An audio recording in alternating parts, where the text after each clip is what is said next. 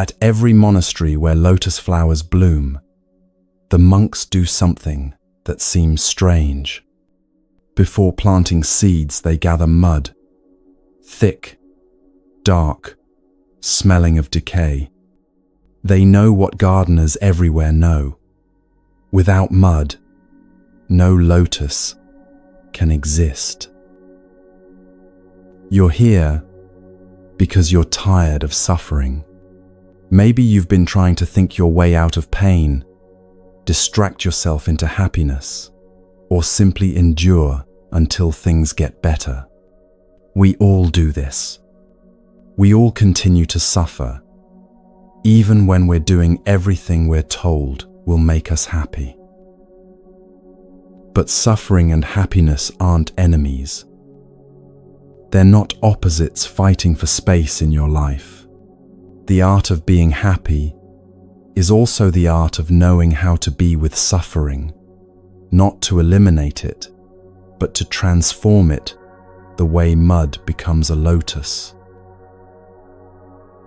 This isn't about fixing yourself or forcing peace through positive thinking. It's about discovering that you already have what you need. Your pain, when met with tenderness instead of resistance, becomes the ground where joy grows. Over the next 3 hours, we're going to practice coming home to ourselves, not through struggle, but through the simplest thing you're already doing, breathing. If you'd like, share where you're listening from tonight. Find somewhere comfortable to rest. You're safe here. Let's begin with a single breath.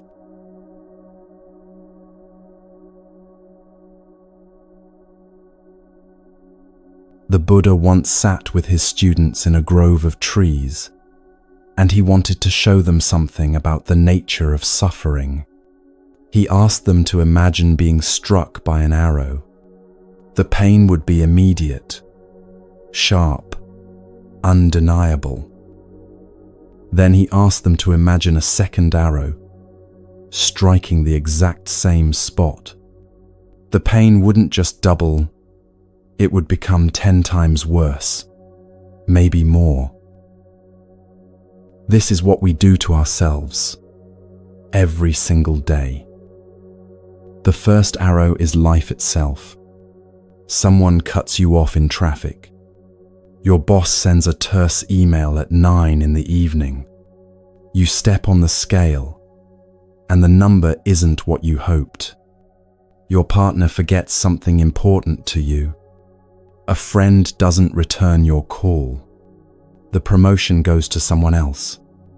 Your child struggles at school. A meal you cooked doesn't turn out right. These things happen. They're the first arrow. And yes, they sting. But then comes the second arrow, the one we fire at ourselves. You're stuck in traffic, and suddenly, you're not just annoyed about being late. You're thinking about how you should have left earlier, how you never plan well enough, how everyone else seems to have their life together, except you. The email from your boss becomes evidence that you're failing, that you'll never be good enough, that maybe you should just quit before they fire you. The number on the scale triggers an entire story about your lack of willpower, your broken metabolism, the body you'll never have. Your partner's forgetfulness means they don't love you anymore, that you're not important, that this relationship is probably doomed. The unreturned call becomes proof that you're not worth people's time, that friendships always fade, that you're fundamentally alone. The original pain, the first arrow, might last a few moments. But the second arrow, the one we shoot ourselves with, can hurt for days, weeks, even years. A woman loses her job. That's the first arrow, and it's real. There's genuine concern about money, about health insurance, about what comes next.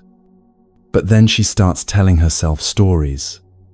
I'm not good at anything. I'll never find another job. I've failed my family. I wasted years in the wrong career. Everyone will judge me. I'm falling behind while everyone else moves forward. I should have seen this coming. I should have worked harder. These thoughts are the second arrow, and they multiply her suffering tenfold. A man gives a presentation at work that doesn't go perfectly. He stumbles over a few words, forgets one point he wanted to make.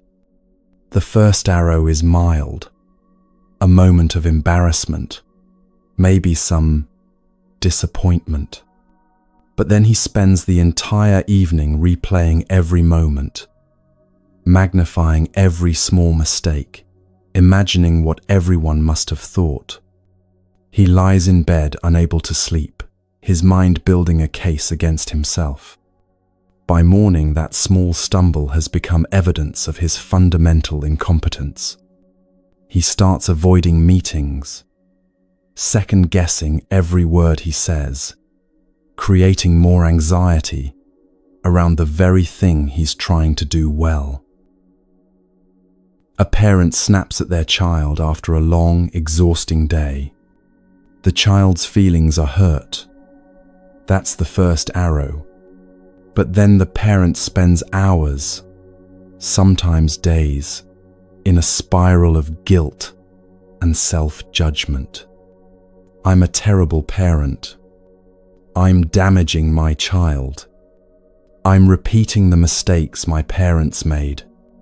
They'll need therapy because of me. The second arrow of harsh self-judgment creates more suffering than the original moment of impatience. Here's what's tender about this teaching. The Buddha wasn't saying we're bad for doing this. He wasn't scolding anyone or suggesting we should feel ashamed for shooting ourselves with second arrows. He was simply showing us that we have a choice we didn't know we had. You can't always avoid the first arrow. Life includes loss, disappointment, physical pain, unexpected difficulties. Rain falls on your picnic. Bodies age and ache. People you love say thoughtless things. Plans fall through. Hopes don't always materialize. This is the nature of being alive, the nature of living in a world where everything changes, where nothing stays exactly as we want it. But the second arrow, the stories we tell, the judgments we make, the catastrophes we imagine, those are optional. Watch what happens when someone criticizes your work. The initial sting is the first arrow, but then notice what your mind does next. Does it replay the criticism over and over? Does it build a case for why you're incompetent? Does it imagine everyone at the office talking about your failure? Does it spiral into thoughts about how you'll never succeed, how you should give up, how you're not cut out for this? Does it start cataloging every other failure you've ever experienced as proof? That's you, picking up the second arrow and aiming it straight at your own heart. The practice isn't to become invulnerable to first arrows.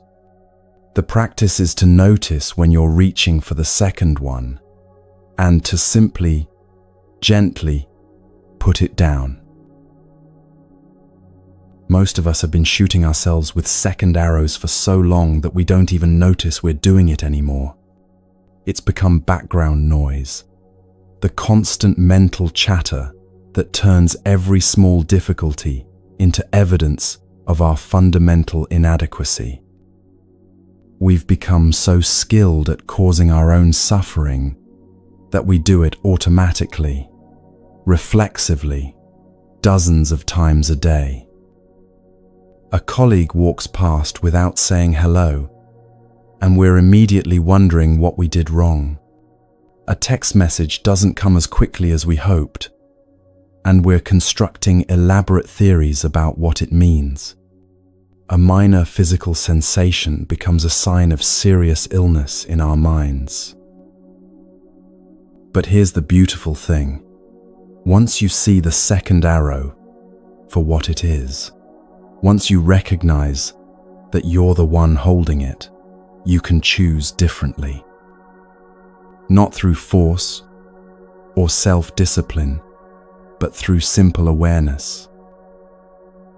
Through the gentle recognition, oh, I'm doing it again. I'm taking something difficult and making it worse. I can stop. It's 3 a.m, and you're standing in front of the refrigerator. You're not hungry. Not really. You ate dinner a few hours ago. Your stomach isn't empty. But something pulled you out of bed, led you down the dark hallway, and now you're staring at leftovers you don't want, searching for something that isn't there. This is how most of us try to handle what hurts. There's a feeling inside. Maybe it's loneliness, maybe anxiety about tomorrow's meeting, maybe grief you haven't let yourself feel, maybe just a vague sense that something isn't right. It's like a child crying in another room. And instead of going to that room, instead of sitting with that child, we go to the kitchen. We go to our phones. We turn on the television. We pour another glass of wine. We open social media and start scrolling through other people's carefully curated lives. We do anything at all, to avoid being alone with ourselves.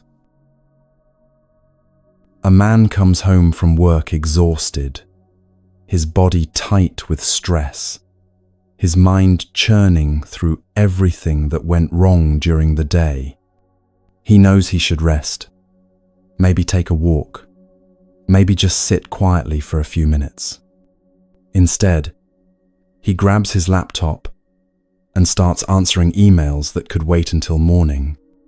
When that's done, he turns on a show he doesn't really care about, something familiar that requires no attention. The show ends, and he's still not tired, or rather, he's exhausted but wired. So he picks up his phone and disappears into an endless feed of news, opinions, arguments between strangers. By the time he goes to bed, hours have passed, and he hasn't spent a single moment actually being with himself. He's been running the entire evening, just in place. Tomorrow he'll wake up still tired, still carrying the same tension, still avoiding the same feelings. And the cycle will begin again. A woman finishes a difficult phone call with her mother. The conversation left her feeling small, criticized, misunderstood. Old wounds have been touched, old patterns activated. She could sit with this, let herself feel what's there, maybe cry, maybe just breathe through the hurt. Instead, she opens her laptop and starts shopping online. She's not looking for anything in particular, just clicking, scrolling, adding things to her cart, imagining how buying this or that might make her feel better. An hour passes. The hurt is still there, but now it's covered over with a thin layer of distraction, and she has a shopping cart full of things she doesn't need, and a credit card bill that will arrive next month. A young person lies in bed scrolling through social media, watching other people's lives unfold in perfect squares. Everyone looks happy, successful, loved. Everyone seems to have figured out something they haven't.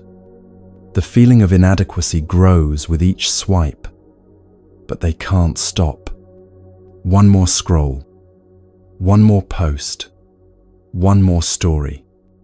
They're exhausted, their eyes hurt. They need to sleep, but something compels them to keep going. It's past midnight now, then 1, then 2. The phone has become a shield against the loneliness that waits in the dark. This isn't a moral failure. This is what we've learned to do to survive. Somewhere along the way, we absorbed the message that our pain isn't acceptable, that if we're not happy, we must be doing something wrong, that the goal is to feel good all the time. So when difficult feelings arise, and they always do, we've been taught to cover them up, push them down, distract ourselves until they go away. The problem is, they never go away. They just wait. Think about a child who's crying. If the mother ignores the crying, if she turns up the television to drown it out or leaves the house to get away from the sound, what happens? The child cries harder. The child's distress grows because the one thing they need, to be seen, to be held, to have someone acknowledge their pain, isn't happening. The child doesn't need their mother to fix the problem or make everything perfect. They just need her to be there, to say through her presence, "I see you. You matter. You're not alone." Your suffering is like that child. It doesn't want much. It doesn't need you to fix it, or figure it out, or make it disappear immediately. It doesn't need you to have all the answers, or transform into someone who never hurts. It just needs you to stop running. It needs you to turn toward it and say, "I see you. I'm here." But we're afraid. We're afraid that if we stop running, if we actually let ourselves feel what's there, it will overwhelm us. We think the sadness will swallow us whole. The anger will burn us up. The fear will prove that everything we worry about is true. We think that if we start crying, we might never stop. We think that acknowledging how much we're struggling means we've failed at being happy, at being strong, at having our life together. So we keep running. We work 70 hours a week and call it ambition. We fill every moment with noise and activity and call it productivity. We schedule ourselves into exhaustion and call it success. We consume food, alcohol, shopping, entertainment, information, anything to create a buffer between us and what we're feeling. The marketplace knows this about us. It knows we're desperate to avoid our own inner lives, so it offers us an endless supply of distractions. Buy this, and you'll feel better. Watch this, and you'll forget your problems. Click here for instant relief. Upgrade now, and everything will be different. Download this app, try this program, follow this influencer, adopt this routine. There's always something new promising to fill the emptiness, to ease the ache, to finally make us feel okay. And sometimes these things do help, temporarily.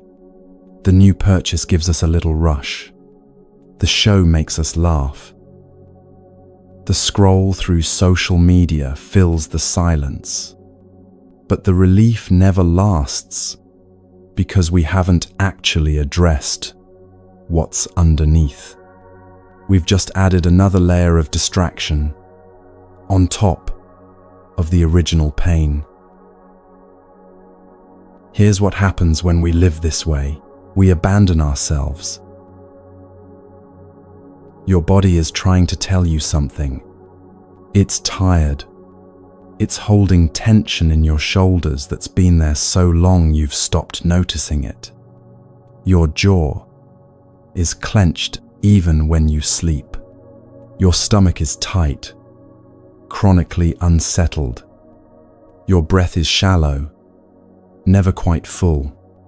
Your back aches, your neck is stiff, your head pounds. It needs rest, needs movement, needs your attention. But you're too busy checking your phone to notice. You're scrolling through videos of people you've never met, reading arguments that don't matter, watching clips designed to trigger your outrage or envy. And meanwhile, your own body, the only home you'll ever have, is sitting there unattended, calling out to you in the only language it knows. Your heart is trying to tell you something too. Maybe there's grief there that needs to move through you. Grief for a relationship that ended, for a version of yourself you've lost, for dreams that didn't come true, for time that passed differently than you hoped. Maybe there's anger that needs to be acknowledged, anger at someone who hurt you, at circumstances that feel unfair, at yourself for choices you regret, at a world that often seems indifferent to your struggles. Maybe there's fear about the future, about money, about health, about whether you're doing life right. Maybe there's just a deep tiredness, a longing to stop performing, to stop pretending everything is fine, to finally let down the weight you've been carrying for so long. But you've gotten so good at numbing yourself that you don't even hear it anymore. The person you're running from is yourself. And the tragedy is that you can never get away. You can move to a new city, start a new relationship, change careers, reinvent your image, rearrange your entire life. But everywhere you go, there you are. The loneliness follows. The anxiety follows. The vague sense that something's missing follows. Because what's missing isn't out there. It's the relationship you've lost with yourself. There's a different way. What if, just for a moment, you stopped? Not forever, just for the length of one breath. What if you let the phone stay on the table? What if you turned off the television and sat in the silence? What if you felt the tiredness in your body without immediately trying to fix it or push through it? What if you let yourself be sad without needing to know why or how to make it go away? What if you just sat with the discomfort, the restlessness, the ache, and discovered that you can bear it? You might notice that the feeling isn't as overwhelming as you feared. You might notice that when you stop running from it, it doesn't chase you anymore. You might even notice that beneath the anxiety and the sadness and the restlessness, there's something else, something quiet and steady that's been waiting for you all along. Your body has been carrying you your entire life. Right now, Without any effort from you, your heart is beating 70 times a minute, 100,000 times a day. It pumps blood through 60,000 miles of vessels. Your lungs are expanding and contracting, bringing in oxygen, releasing carbon dioxide 18,000 times a day. Your blood is delivering nutrients to 37 trillion cells. Your stomach is digesting whatever you last ate, breaking it down into energy. Your kidneys are filtering waste. Your liver is detoxifying. Your immune system is protecting you from countless threats you'll never know about. Your eyes are adjusting to light. Your ears are processing sound.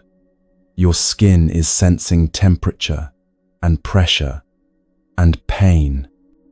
All of this is happening without you having to think about it, manage it, or make it occur. This body is a miracle. But how often do you treat it like one?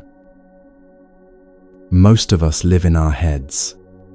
We're thinking about yesterday, worrying about tomorrow, replaying conversations, planning responses, judging ourselves, comparing ourselves, trying to figure everything out. Meanwhile, our body is here, in this moment, and we're barely aware of it. We're like visitors in our own home, strangers to ourselves. The mind can travel anywhere, into the past, into the future, into fantasy, into fear, but the body can only be in one place, here, only now. This is why coming back to your body is how you come back to the present moment, which is the only moment you're actually alive. Try something simple. Bring your attention to your breath. You don't have to change it or control it. You don't have to make it deeper or slower or more peaceful. You don't have to breathe in any special way or achieve any particular state. Just notice it. Feel the air moving in through your nose, cool as it enters. Feel your chest rising, your belly expanding, your ribs opening. Feel the pause between the in-breath and the out-breath, that tiny moment of stillness, of fullness. Feel the air leaving your body, warm as it exits, your chest falling, your belly softening. That's it. That's the whole practice. You're breathing, and you know you're breathing. This might seem too simple to matter. You might think, I'm already breathing. I've been breathing my whole life. What difference does it make to pay attention to it? But this simple act of bringing awareness to your breath changes everything. When you breathe mindfully, even for just one breath, you unite your body and mind. You stop the endless mental chatter, the constant commentary, the worrying and planning and remembering. You step out of the river of thinking and into the quiet shore of the present moment. For just this moment, there's only breathing. And in that space, you find something you may have forgotten. You find peace. There was a monk many years ago who developed a serious infection in his lungs. For weeks, every breath was difficult. He would cough and struggle, his chest tight, his breath shallow and labored. Breathing, the most basic thing, the thing that happens automatically from birth to death, had become painful, uncertain. After treatment, his lungs healed. And when he could breathe easily again, something shifted in him. Every single breath felt like a gift. He didn't have to remind himself to be grateful. The gratitude arose naturally, spontaneously, with each easy breath. All he had to do was remember those weeks when breathing was so difficult. And suddenly the simple act of taking a full, clear breath became the most delicious thing in the world. He would sit in meditation, breathing in and out, and smile. Not because he was trying to be positive or spiritual, but because breathing well was genuinely joyful. You don't have to wait until you lose something to appreciate it. Right now, you can breathe easily. You have lungs that work. You have a body that, despite whatever struggles it faces, despite whatever imperfections you see, is keeping you alive, moment by moment. This is already extraordinary. Your body isn't your enemy. It's not something to be controlled, punished, perfected, or ignored. It's not a problem to be solved, or a project to be completed. It's your oldest friend, your most faithful companion. It's been with you since before you were born, and it will be with you until your last moment. Everything you've ever experienced, every joy, every heartbreak, every discovery, every loss, every moment of love, every flash of insight, every ordinary day has happened in and through this body. But somewhere along the way, many of us went to war with our bodies. We decided they weren't thin enough, strong enough, young enough, attractive enough, productive enough, healthy enough. We ignored their signals, kept working when they needed rest, kept eating when they were full, or starving ourselves when they were hungry, kept pushing when they needed gentleness. We treated them like machines that should perform on demand, like obstacles to overcome, rather than homes to inhabit. We punished them with harsh exercise, restrictive diets, neglect, criticism, comparison. We compared them to other bodies and found them lacking, always lacking. When you bring mindful attention to your body, you're not trying to change it, or fix it, or make it different. You're simply acknowledging, you're here, I'm here, we're in this together. Breathe in and know that you're breathing in. That's the first practice. Breathe out and know that you're breathing out. That's the second practice. With this simple practice, something profound happens. You're no longer lost in thought. You're no longer rehearsing the past or worrying about the future. You're here. Your mind has come home to your body, and in that reunion, something settles. The racing thoughts slow down. The tension begins to soften, just a little. You remember what it feels like to simply be, without needing to do or accomplish or fix anything. This isn't about achieving some special state or having a mystical experience. This is about recognizing that life is only available in the present moment. The past is gone. You can remember it, learn from it, make peace with it, carry its lessons forward, but you can't live there. The future hasn't arrived.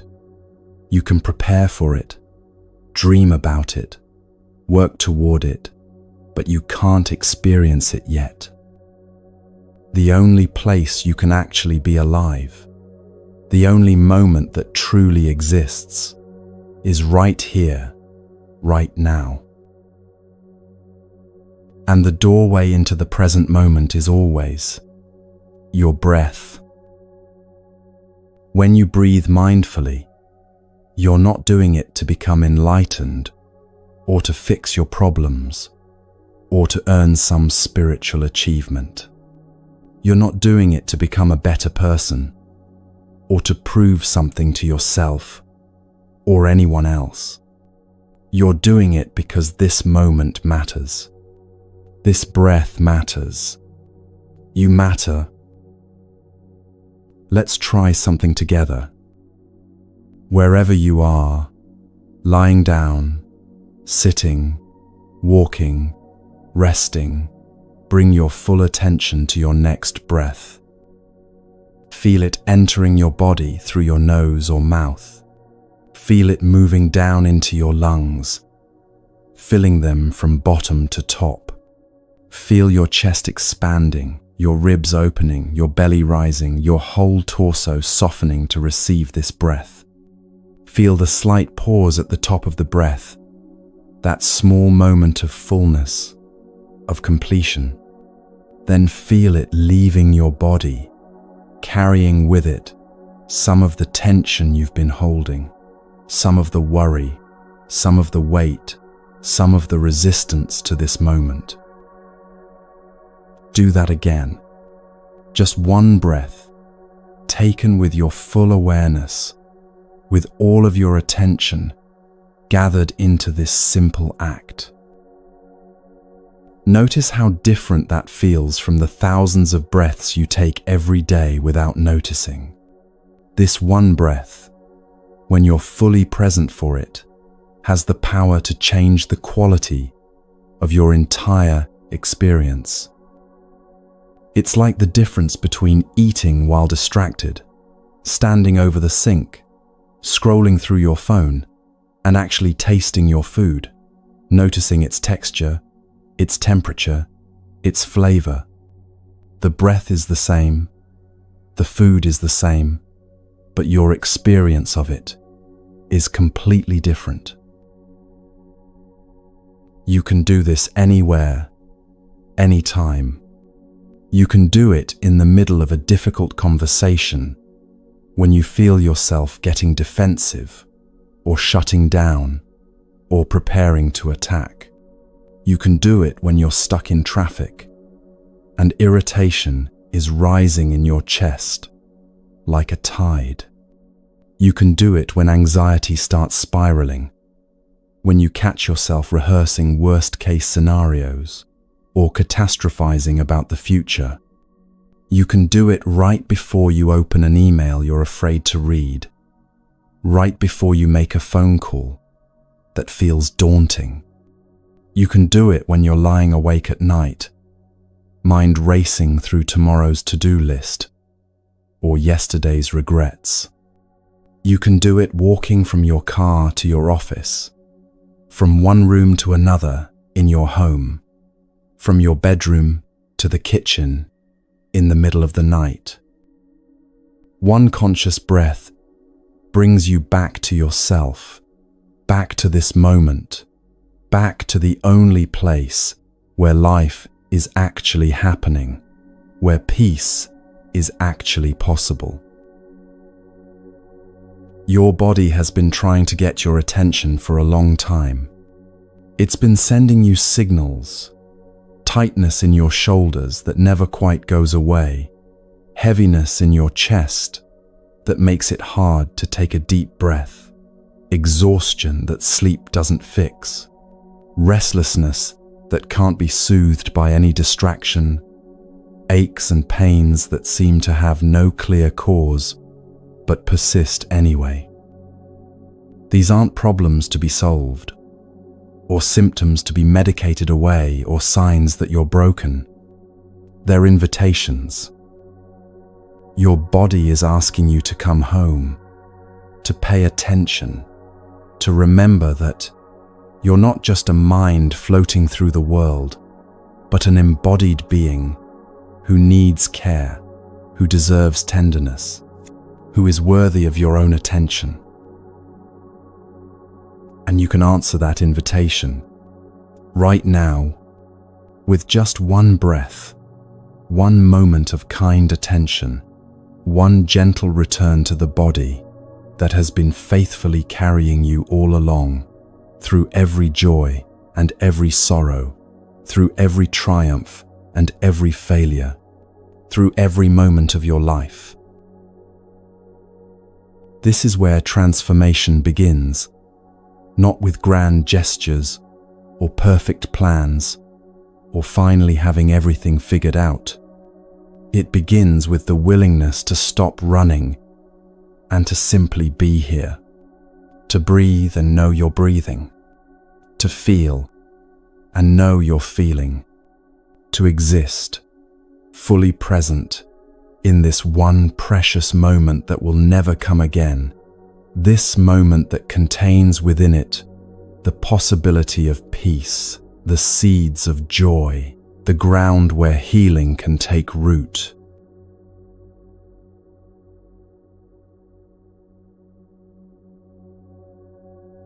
Imagine a mother hearing her baby cry in the next room. She's in the middle of something, cooking dinner, paying bills, folding laundry, but she hears that cry. What does she do? She doesn't ignore it, hoping it will stop on its own. She doesn't turn up the television to drown out the sound.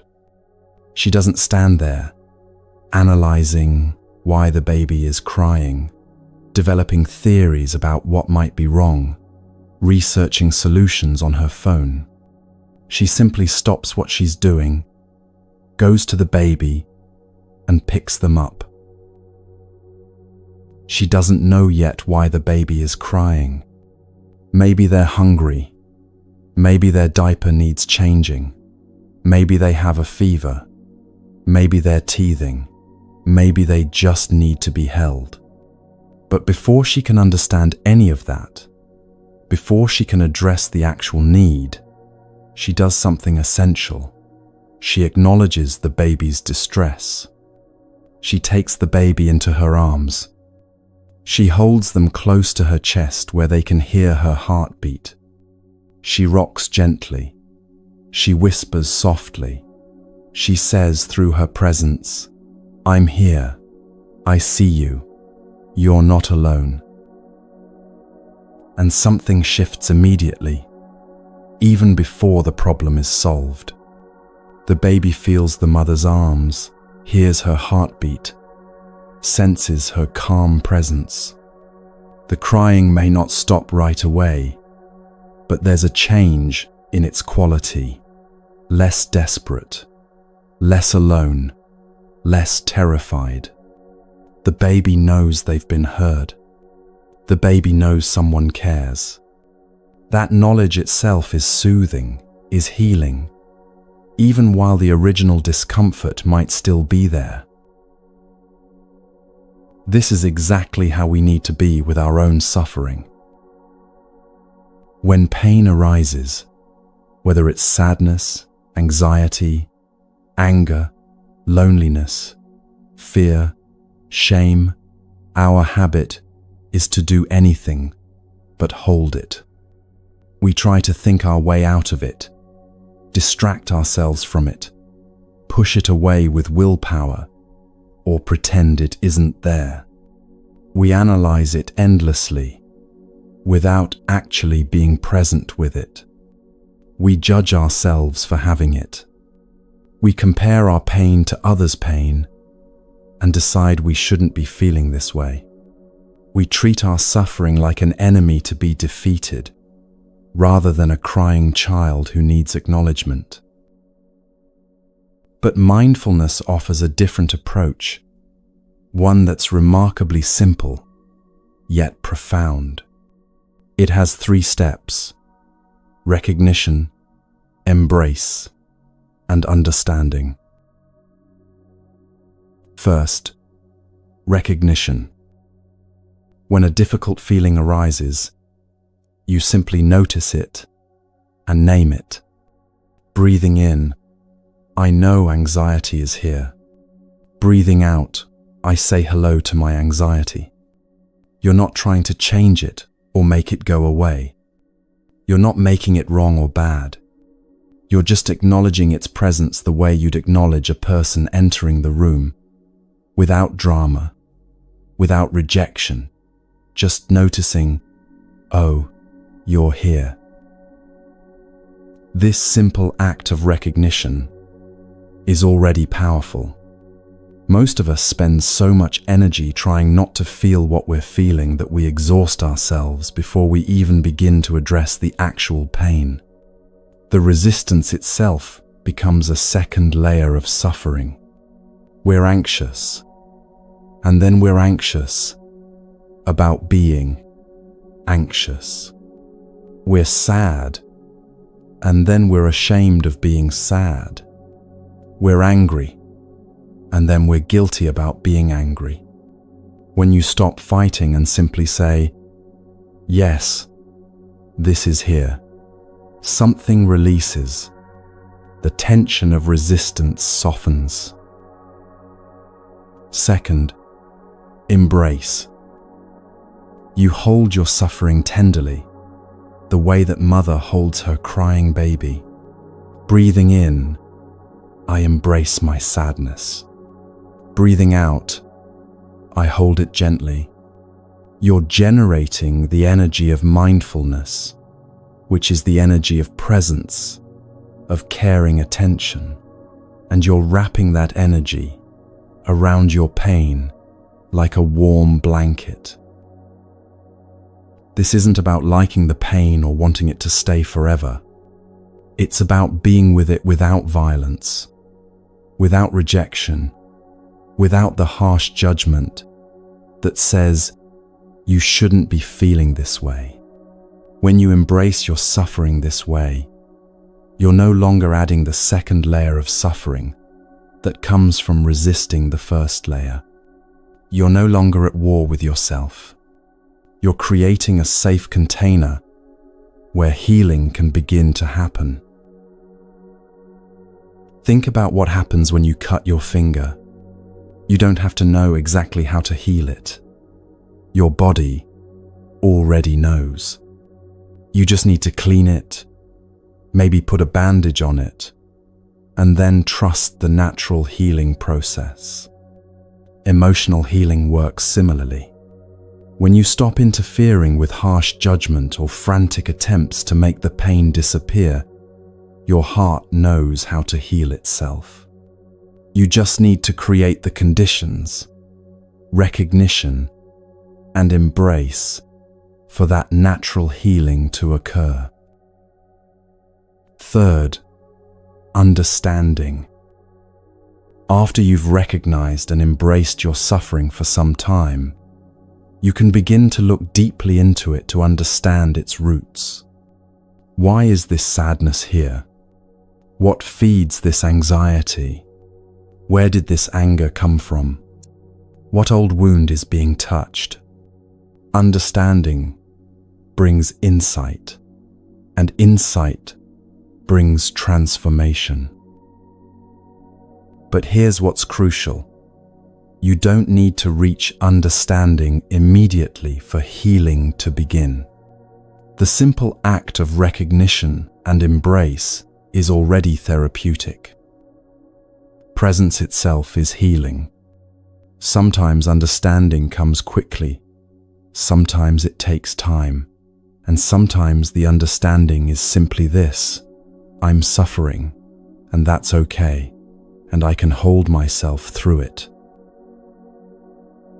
Think about what happens when you're upset and someone truly listens to you, not trying to fix you or give advice or make it better, not jumping in with solutions or telling you it's not so bad, just listening with their full attention, their full presence.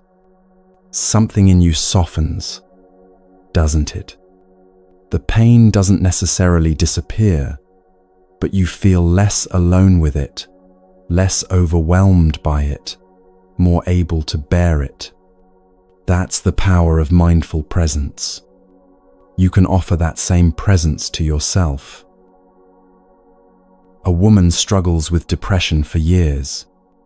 It comes and goes like weather, sometimes mild like an overcast day, sometimes so heavy she can barely get out of bed, can barely remember what it feels like to want anything. For a long time, she treats it as an enemy, as evidence that she's broken, that she's failing at life.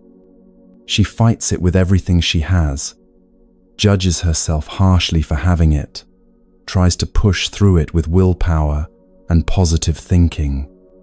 She reads books about happiness, tries different medications, berates herself for not being stronger, compares herself to people who seem to navigate life with ease. Then someone teaches her a different approach. The next time depression arrives, heavy and dark and familiar, instead of fighting it or running from it or collapsing under its weight, she tries something new. She sits down, places her hand on her heart, and breathes. "Hello, depression," she says quietly, out loud to her empty room. "I know you're here. I see you." It feels strange at first, almost silly, but she keeps going. She doesn't try to make it go away. She doesn't analyze why it's there, or what she did wrong to deserve it, or how long it might last this time. She just acknowledges it, the way she'd acknowledge a visitor at her door, not necessarily a welcome visitor, not someone she's happy to see, but one she's choosing to recognize rather than pretend isn't there. And something surprising happens. The depression is still there, still heavy, still painful, but the relationship to it changes. It's no longer this overwhelming monster that has complete power over her, that defines her entire existence. It's a visitor, a difficult one, a painful one, but just a visitor. She can be with it without being consumed by it. She can hold it the way she'd hold a crying child, with tenderness, with patience, without needing to immediately fix or change anything, without judgment about whether she should or shouldn't be feeling this way. Over time, as she practices this acknowledgement, as she stops fighting and starts simply being present, she starts to understand the depression better. She sees how certain thoughts feed it, thoughts about being worthless, about the future, being hopeless, about being a burden to others. She sees how isolation makes it heavier, how staying in bed all day, avoiding friends, cancelling plans, creates a loop that intensifies the darkness. She sees how self-judgment intensifies it, how beating herself up for being depressed adds another layer of pain on top of the original pain. She learns to recognize depression's early signs, the way colors start to seem duller, the way ordinary tasks feel impossibly heavy, the way negative thoughts start to spiral, and to respond with gentleness rather than panic. She develops tools, reaching out to a friend even when she doesn't want to, taking a short walk, even when it feels pointless, speaking kindly to herself, even when her mind is full of criticism. The depression doesn't disappear completely. It still visits, but it no longer has the same power, to devastate her. She's learned to be with it, and that changes everything. This is what becomes possible when we stop fighting our suffering and start meeting it with mindful presence. Not passivity, not giving up, not just accepting that we'll always hurt, but active compassion, active presence, the willingness to be with what is, without making it worse, through resistance and judgment. The simple phrase, "I see you," said to your own pain, your own fear, your own struggling heart, can be profoundly healing. It's the opposite of abandonment. It's coming home to yourself. It's being the mother who picks up the crying baby, rather than the one who turns up the television and hopes the crying will stop. It's treating yourself with the same tender care you'd offer someone you deeply love. Look at your hand for a moment. Really look at it. Whose hand is it? The obvious answer seems simple. It's your hand. But look more closely. If you knew your mother, look at your hand and see if you can find her there. Maybe it's the shape of the fingers, the way the thumb curves, the lines across the palm, the way the knuckles bend. Your mother's hand is in your hand. She didn't just give birth to you and then become separate. She continues in you, cell by cell, gesture by gesture, expression by expression. If you knew your father, you might see his hands there too. Maybe it's the width of the palm, the length of the fingers, the way you move your hands when you talk. And in your mother's hand are her mother's hands and her father's hands. In your father's hand are his parents' hands and their parents' hands before them. Your hand carries generations. Your hand holds centuries. This isn't metaphor or poetry, it's biological truth. You are the continuation of your ancestors. Every cell in your body contains their genetic information, their DNA, the code that shaped them, shaping you now. Every habit, every tendency, every fear, and every strength has roots that go back through time, through lives you never knew, but that live on in you. Think of a corn plant growing in a field on a late summer day. Each stalk, each leaf, each kernel on the cob contains the original seed. The seed doesn't disappear when the plant grows. It continues, transforms, expands into every part of the plant. You can see the seed in the leaf, in the root, in the flower, in the fruit. The plant is the continuation of the seed, not something separate from it. In the same way, you are the continuation of your parents, and they are the continuation of their parents. You carry them all forward, the whole lineage, all the way back. When you walk with your ancestors' legs. When you speak with their voice, their words, their ways of expression. When you suffer, you may be suffering not just your own pain, but pain that has been passed down through generations, waiting for someone to finally stop and say, "I see you. I'm here. This ends with me." A man carries rage inside him that seems disproportionate to his life circumstances. He has a good job, a loving partner, no major traumas in his recent past, advantages, and opportunities many people don't have.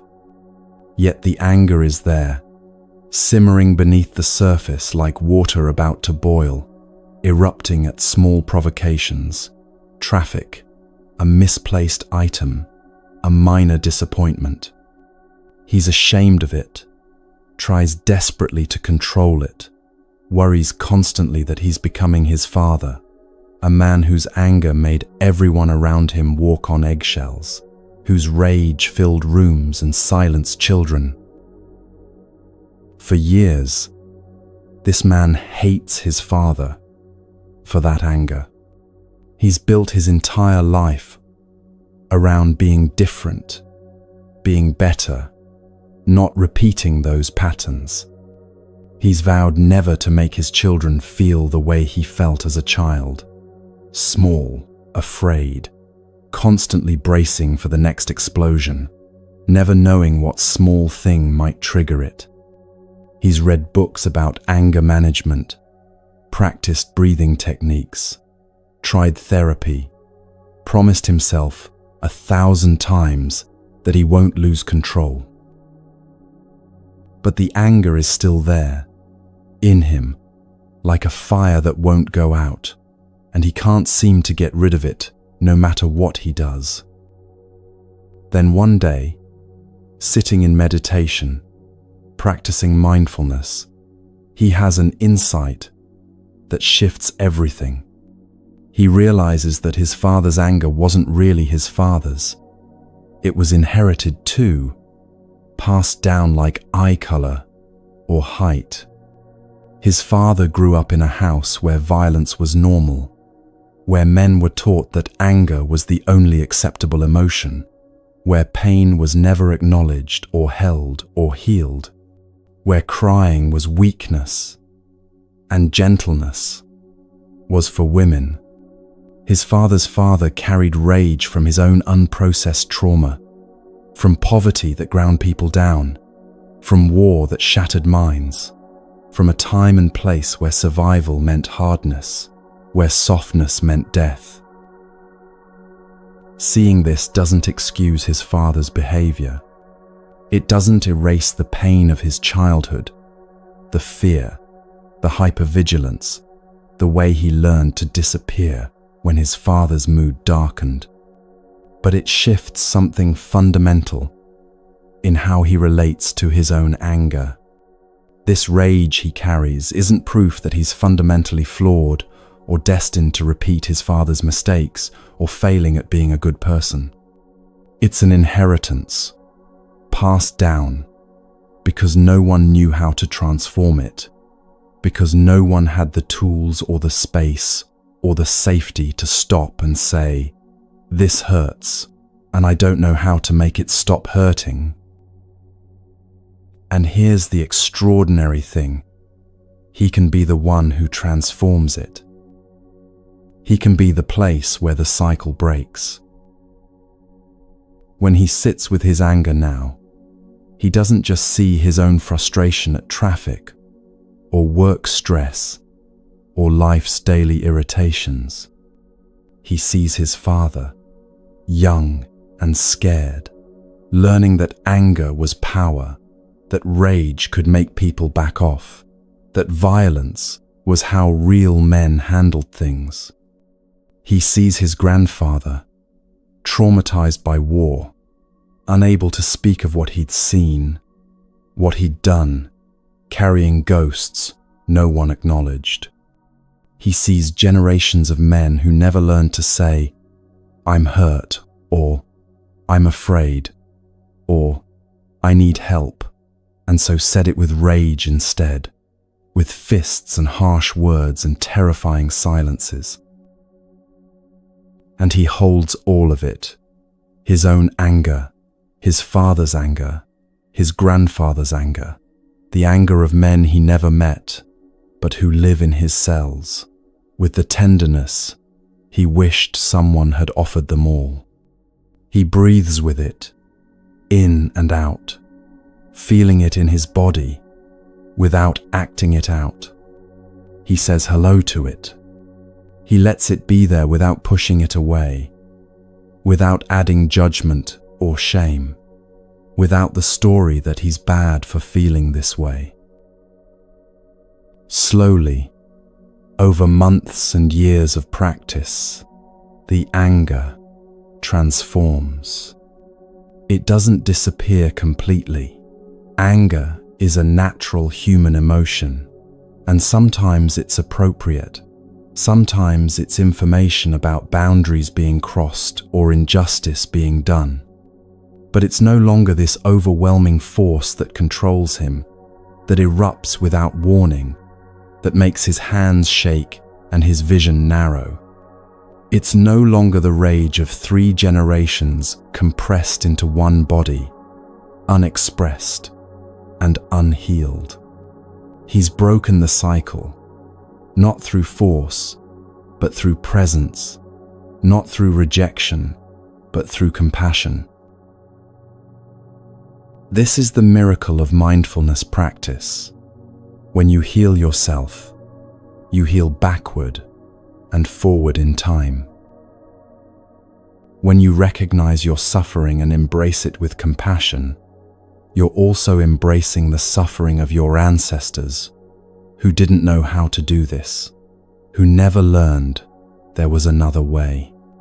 You're offering them, through your own healing, what they never received: acknowledgement, tenderness, the space to simply be with pain without judgment.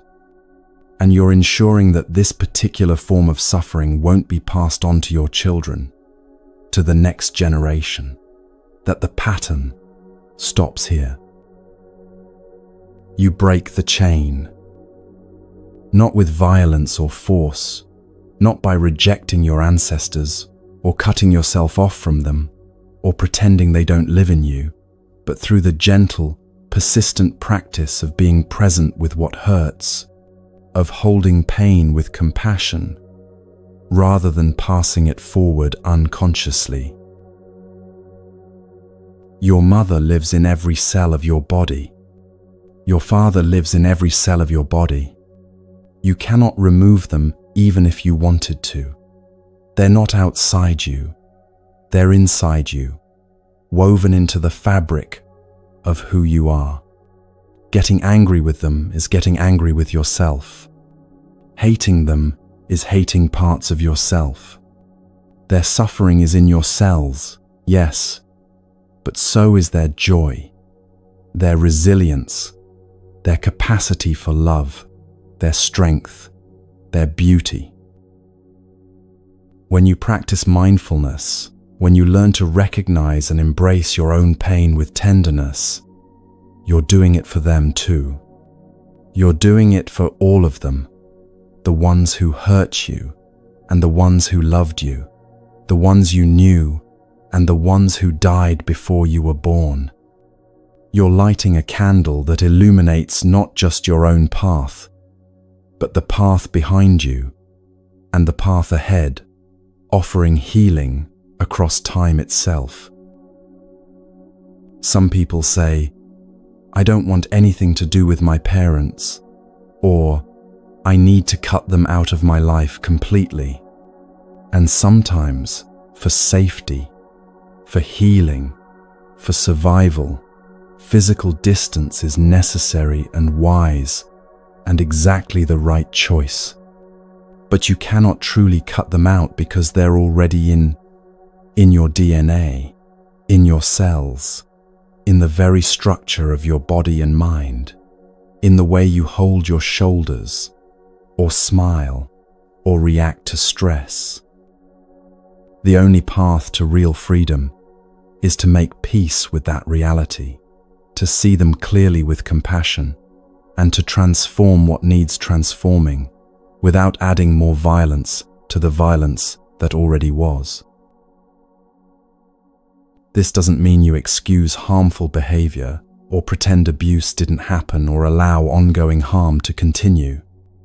It means you recognize that suffering creates suffering, that your parents were once children too, vulnerable and needing care, that the pain they caused you often came from pain they never learned to heal, were never taught how to heal, perhaps weren't even allowed to acknowledge.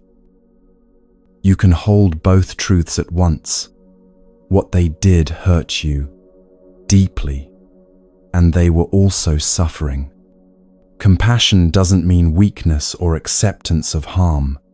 It means seeing clearly, understanding deeply, and choosing not to continue the cycle, choosing to be the place where the pattern finally breaks. We're afraid of death. Most of us walk around with this fear tucked away somewhere, not always conscious, but always present, shaping our choices and our anxieties in ways we don't always recognize. We're afraid we'll cease to exist, that we'll go from being to non-being, that everything we are will simply stop, vanish, become nothing. But what if I told you that you're dying right now? Not in some future moment when your heart finally stops, but right now, in this very moment, as you listen to these words. Your body is made of approximately 37 trillion cells. Every single day, about 50 billion of those cells die. 50 billion deaths happening in your body today. That's happening right now, as you breathe, as you listen, as blood moves through your veins. Cells in your stomach lining live for only a few days before they die and are replaced. Cells in your skin constantly die and slough off. Red blood cells live for about 4 months, then die. They're completing their cycle, dying, making way for new cells to be born, right now. You don't organize funerals for them. You don't mourn each cell that passes. You don't even notice it happening. This constant dying in every moment. And yet this constant dying is essential to your life, is life itself. If old cells didn't die, new cells couldn't be born. Death is making space for life, every moment of every day, every second of your existence. So when we say we're afraid of death, what are we really afraid of? We're dying and being born constantly, simultaneously. The person you were 7 years ago is completely gone. Literally every cell in your body has been replaced since then. Every single one. The you from childhood, from last year, from yesterday morning, all different configurations of cells, thoughts, experiences, memories. You've died countless times already, and you're still here, still experiencing, still aware. The Buddha taught that nothing has a separate permanent self. Everything is constantly changing, constantly dying and being reborn, constantly in flux. A cloud doesn't die when it becomes rain. It transforms, continues in a new form. The rain doesn't die when it seeps into the ground and becomes part of a plant. It continues, changes, but doesn't cease to exist. The plant doesn't die when it becomes compost. It nourishes new life, continues the cycle. You are like that cloud, like that rain, like that plant. You didn't come from nothing, and you won't go to nothing. You're a continuation of everything that came before you, and you'll continue in everything that comes after. Nothing is ever truly lost. It just changes form. Look at a piece of paper. When was it born? When the tree was cut down? when the tree was a sapling, when the seed that grew into the tree was planted? When did the paper exist before it was paper? It existed as tree, as seed, as soil, as rain that watered the soil, as sun that warmed the earth, as minerals that fed the roots. And when you burn the paper, does it die? Does it cease to exist? It becomes smoke, rising into the air, heat warming the room, ash, returning to earth, still existing, just in new forms, still part of the endless cycle. This is true for you too. Before you were born, where were you? You were in your mother, yes, but before that, you were in your mother's mother, in the food she ate when she was pregnant with your mother, in the air she breathed, in the earth that grew the food, in the stars that created the elements that make up your body. You've always been here, just not in this particular form, just not as this particular configuration called by your name. And after this body stops, where will you go? You'll continue in your children if you have them, in your students if you've taught, in the people whose lives you touched, whose minds you changed, whose hearts you opened. You'll continue in the physical elements that will return to the earth and become part of new life. The calcium in your bones will feed future plants. The water in your body will join rivers and clouds. You'll continue in ways you can't fully imagine, just as you existed before this life, in ways you can't fully remember. There's a young person, only 30 years old, who feels exhausted by life. Not suicidal exactly, not actively wanting to die, but weary in a deep way that rest doesn't fix. They look around at the decades stretching ahead, maybe 50 more years, 60, 70 if they're lucky, and feel tired rather than excited. So much work ahead, so much effort, so many years of the same struggles, the same disappointments, the same daily grind of getting up and going through motions. They find themselves thinking, is this all there is? Just getting up day after day, working and worrying and trying and failing until I finally don't have to anymore.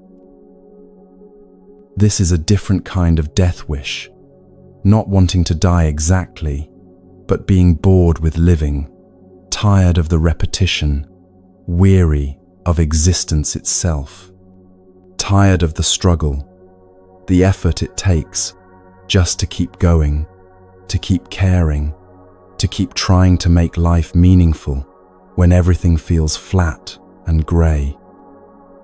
But this tiredness often comes from a fundamental misunderstanding about what life is, about what it means to be alive.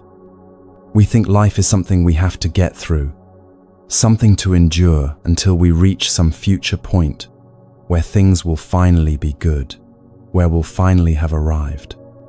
We think happiness is something we'll achieve later, after we accomplish certain things, after circumstances align just right, after we become who we think we should be. So the present moment becomes empty, becomes just a bridge to somewhere else, just a necessary evil we have to cross to get to the good part. And the idea of decades of these empty bridges, these meaningless moments, feels exhausting beyond words. But what if life isn't something to get through? What if it's something to be touched, tasted, experienced fully right now, in this moment, that will never come again? What if every moment, including this one, including the ones that feel ordinary or difficult or boring, contains within it the possibility of joy, of wonder, of peace, of meaning? Not because circumstances are perfect, but because you're truly present for whatever is happening, because you're actually here rather than lost in thoughts about past or future. The problem isn't that life is too long or too hard or too repetitive. The problem is that we're not actually living most of our moments. We're lost in thought, lost in worry about tomorrow, lost in regret about yesterday, lost in plans and fantasies and fears. We're running through our days on autopilot, barely noticing the taste of our food, the warmth of the sun on our skin, the sound of rain on windows, the miracle of each breath entering and leaving our body. Of course we're tired. We're working so hard at being somewhere other than where we are, at being someone other than who we are. When you practice mindfulness, when you learn to be truly present in each moment, something remarkable happens. Life stops being this heavy thing you have to carry, this burden you have to endure, and becomes this precious thing you get to experience, this gift that keeps offering itself. The same moment that felt empty when you were lost in thought becomes full, becomes rich, becomes alive when you're actually there for it, when you're present to it with your full attention. Birth and death aren't separate events that happen at the beginning and end of your life, bookends around the story of you. They're happening constantly, together, always, in every moment. Every in-breath is a birth, every out-breath a death, every moment, something new arising, and something old passing away.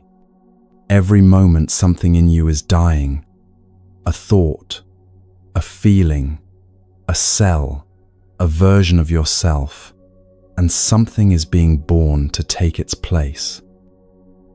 They're partners in the dance of existence, not enemies at war. When you understand this deeply, not just intellectually but in your bones, in your actual lived experience, fear starts to dissolve, like morning mist. You realize you've been dying your whole life, and it's been fine. Actually, it's been more than fine. It's been necessary. It's been beautiful. It's been the very nature of being alive. Every death has made space for new life. Every ending has made way for a new beginning.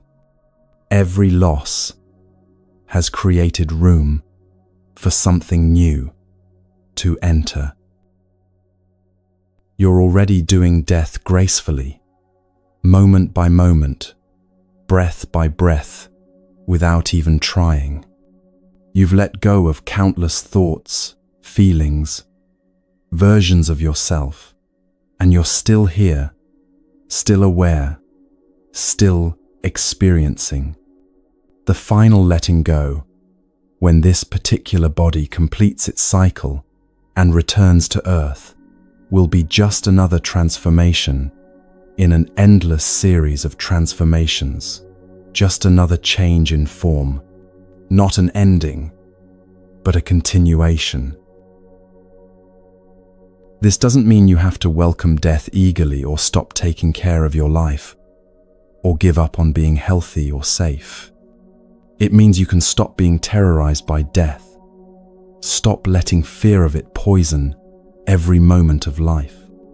You can stop letting fear of death prevent you from living fully now, from taking risks, from being vulnerable, from loving deeply. You can stop postponing joy until you feel secure, because true security comes not from controlling life and death, but from understanding their nature, from making peace with impermanence itself.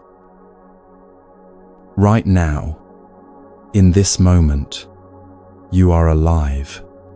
Cells are dying, yes, but cells are also being born, being created, coming into existence.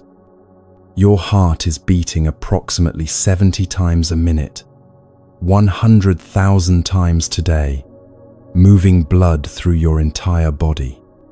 Your lungs are breathing, pulling in oxygen, releasing carbon dioxide, participating in the great exchange with trees and plants.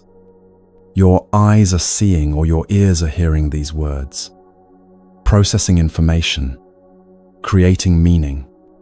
This moment is both a birthday party and a funeral, and both are sacred, and both are necessary, and both are beautiful in their way.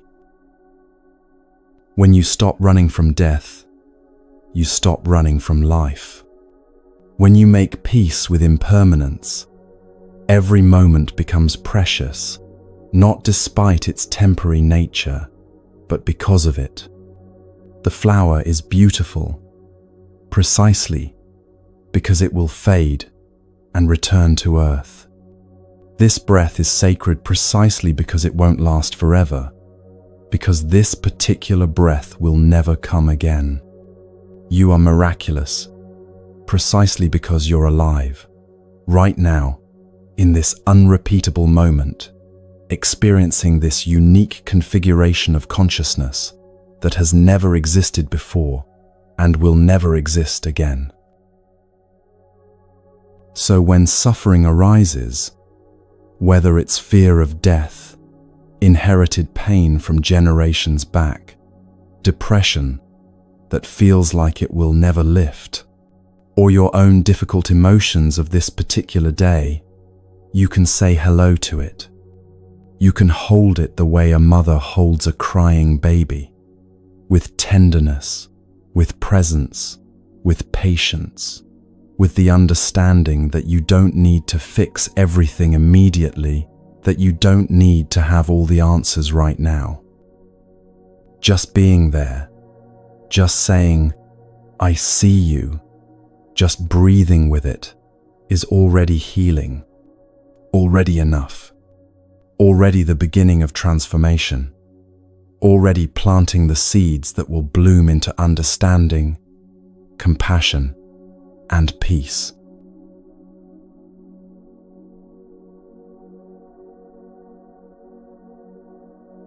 One afternoon, the Buddha was sitting with his monks in a grove of trees.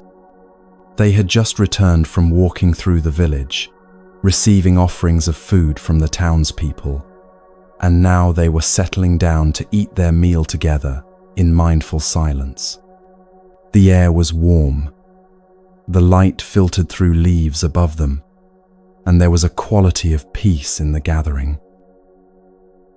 Suddenly, they heard someone running through the forest, crashing through undergrowth, calling out in distress.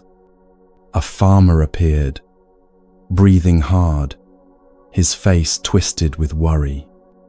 He looked at the Buddha and the monks desperately. "Monks, have you seen my cows? Have any cows passed by here?" The Buddha looked at him with gentle eyes. "What cows?" he asked. "My cows," the farmer said, his voice rising with panic. "I have 4 cows, and this morning they all ran away. I don't know why. I don't know where they went, but they're gone. All 4 of them, just gone. And that's not all. I also have 2 acres of sesame plants, and this year the insects ate the entire crop. Everything, every single plant. I've lost everything. My harvest, my cows, everything I worked for. I feel like I should just end my life. What's the point of going on?" The Buddha nodded with understanding and compassion. "Dear friend," he said, "we've been sitting here for almost an hour, eating our meal peacefully. We haven't seen any cows passing by. Perhaps they went in the other direction. You might try looking that way." The farmer, still agitated, nodded quickly and ran off in the direction the Buddha had indicated, calling for his cows as he disappeared into the trees.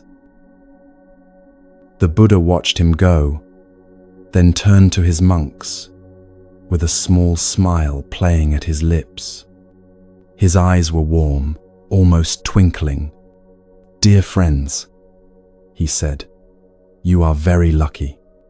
Do you know why you're so lucky?" The monks looked at each other, curious. "You have no cows to lose," the Buddha said, and then he laughed, not unkindly, but with the joy of someone who has seen through a fundamental human trap and wants to help others see it too. This story has been told for over 2,000 years because it contains something we all need to understand. We all have cows. We're all carrying things we believe are essential to our survival, to our happiness, to our identity, when in fact, they may be the very things that make us suffer. Your cows might not be actual animals. They might be ideas about how your life should look, beliefs about what you need to be happy, attachments to particular outcomes, identities you're clinging to, grudges you can't let go of, worries that circle endlessly in your mind. Maybe your cow is the belief that you need to make a certain amount of money before you can relax and enjoy life. Maybe it's the idea that you need to look a certain way before you're acceptable, before you're worthy of love or respect. Maybe it's holding on to anger at someone who hurt you years ago, or resentment about an opportunity you lost, or shame about a mistake you made. Maybe it's the need to be right, to win every argument, to prove your worth through achievement. Maybe it's a relationship that's causing you pain but that you can't imagine leaving, or a job that's crushing your spirit but that pays the bills, or a dream you're chasing that's become more burden than aspiration. We hold on to these cows, these beliefs, these attachments, these identities so tightly that we don't even realize we're holding them. They've become part of how we see ourselves, part of our story about who we are and what we need. And then we spend our lives chasing them when they run away, or worrying they might be taken from us, or suffering when they don't turn out the way we hoped. A wealthy woman lived in a beautiful apartment in a big city. From her window, she had a stunning view. She could see a river winding through the landscape, a graceful bridge spanning it, miles of open sky that changed color with the light throughout the day. It was one of the things she loved most about her home, this view that made her feel connected to something larger than the busy streets below. One day, she purchased the empty lot next to her building. It was a good investment, people told her. She could build a large apartment complex there, fill it with expensive units, sell them, and make a significant profit. The plans were drawn up. A tall building that would maximize the space, maximize the return on her investment. A friend came to visit and stood at the window, looking out at the view. They talked about the construction plans, about the money the woman would make, about the timeline for building, about finding contractors and managing the project. Then the friend turned to her and said quietly, "But if you build that, you won't have this view anymore. You'll be looking at a concrete wall every morning. Your neighbors will lose their view too. You'll never again see the sky like this, the river flowing, the light changing through the day, the birds flying past at dawn. You already have enough money to live comfortably. What's the use of having more if you lose all this beauty and peace?" The woman stood there, really hearing this for the first time, really feeling it. She had been so focused on the opportunity, on what she could gain, on maximizing her assets, that she hadn't considered what she would lose. She looked out at the river, at the sky, turning pink with sunset, at the bridge where the light was catching. She felt the peace this view brought her every morning when she woke up, every evening when she came home from work, tired and stressed. How this vista anchored her, reminded her of spaciousness when her life felt cramped. She changed her plans. She kept the lot but left it as open space, planted some trees, made it a small garden where neighbors could sit. She released that cow, the cow of always needing more money, always needing to maximize profit, always needing to turn everything into an opportunity for gain, the belief that more is always better. And in releasing it, she kept something far more valuable than the money she might have made. The relief that comes from letting go of even one cow can be extraordinary.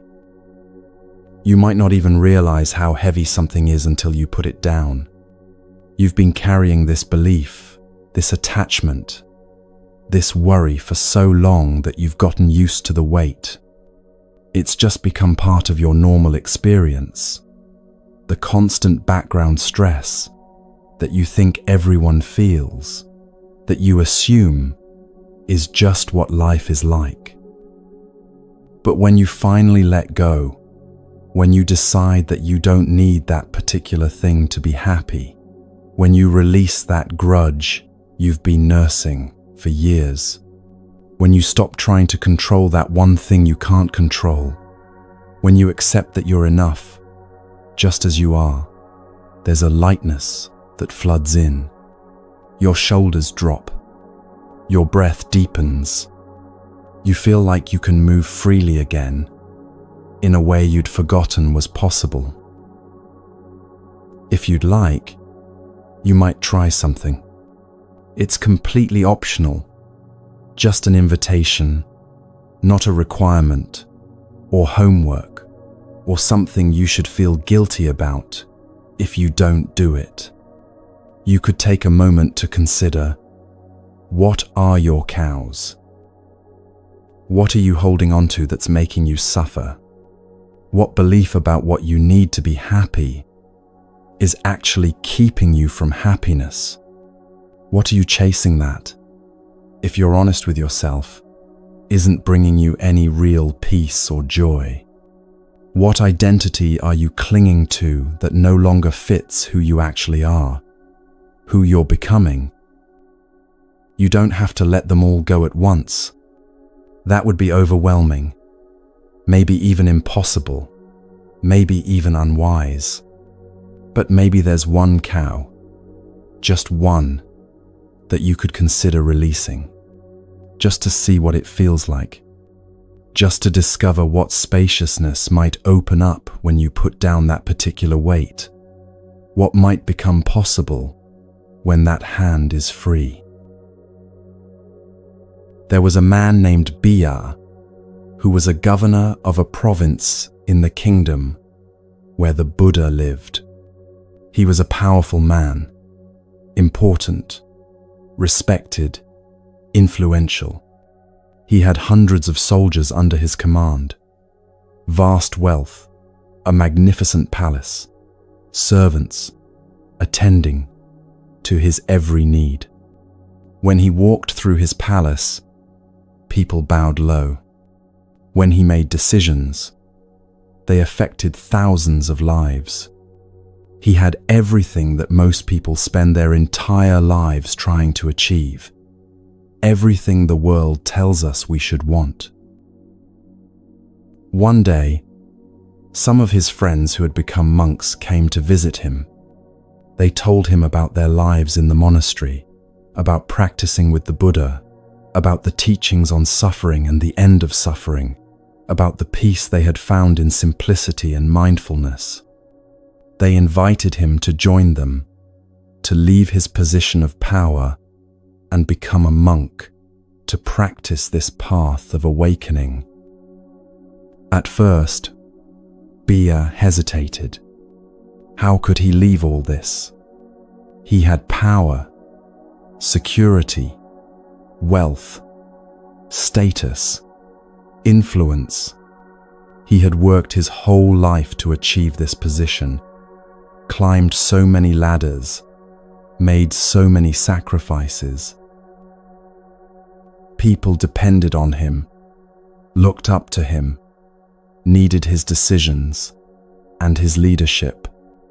This was who he was, Governor Bia, important and powerful and necessary. But something in him felt tired, heavy, burdened.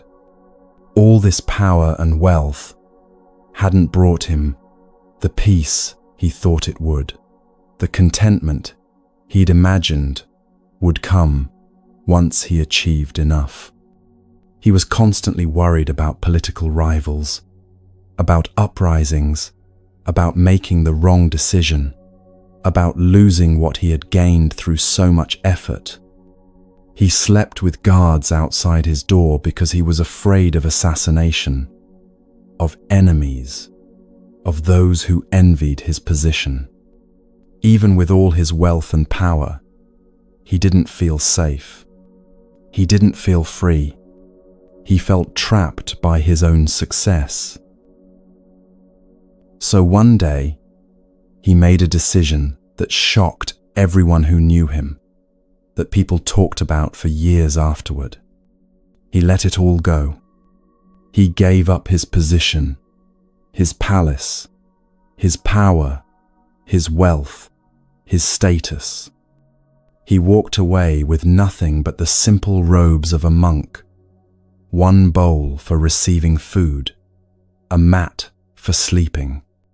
Everything he had spent his life accumulating, everything he thought defined him, he released. He joined the Buddha's community and learned to live with almost nothing. No palace. He slept under trees or in simple shelters, open to the weather. No servants. He washed his own robes in streams, mended his own clothes, prepared his own food when there were no offerings from villagers. No guards. He was just another practitioner, sleeping out in the open forest, like everyone else, vulnerable, unprotected by anything except his practice. One night, not long after he had become a monk, Bia was sitting in meditation at the foot of a tree. The moon was bright above him, casting shadows through the branches. The forest was quiet, except for night sounds, and he was completely alone. No guards, no walls, no weapons, no protection, except the darkness and his own practice and his trust in the path. And suddenly, from deep in his chest, words came out, words he couldn't contain, words that burst from him with such joy, such relief, such overwhelming happiness that another monk sitting in meditation nearby could hear them clearly through the night air. "Oh, my happiness!"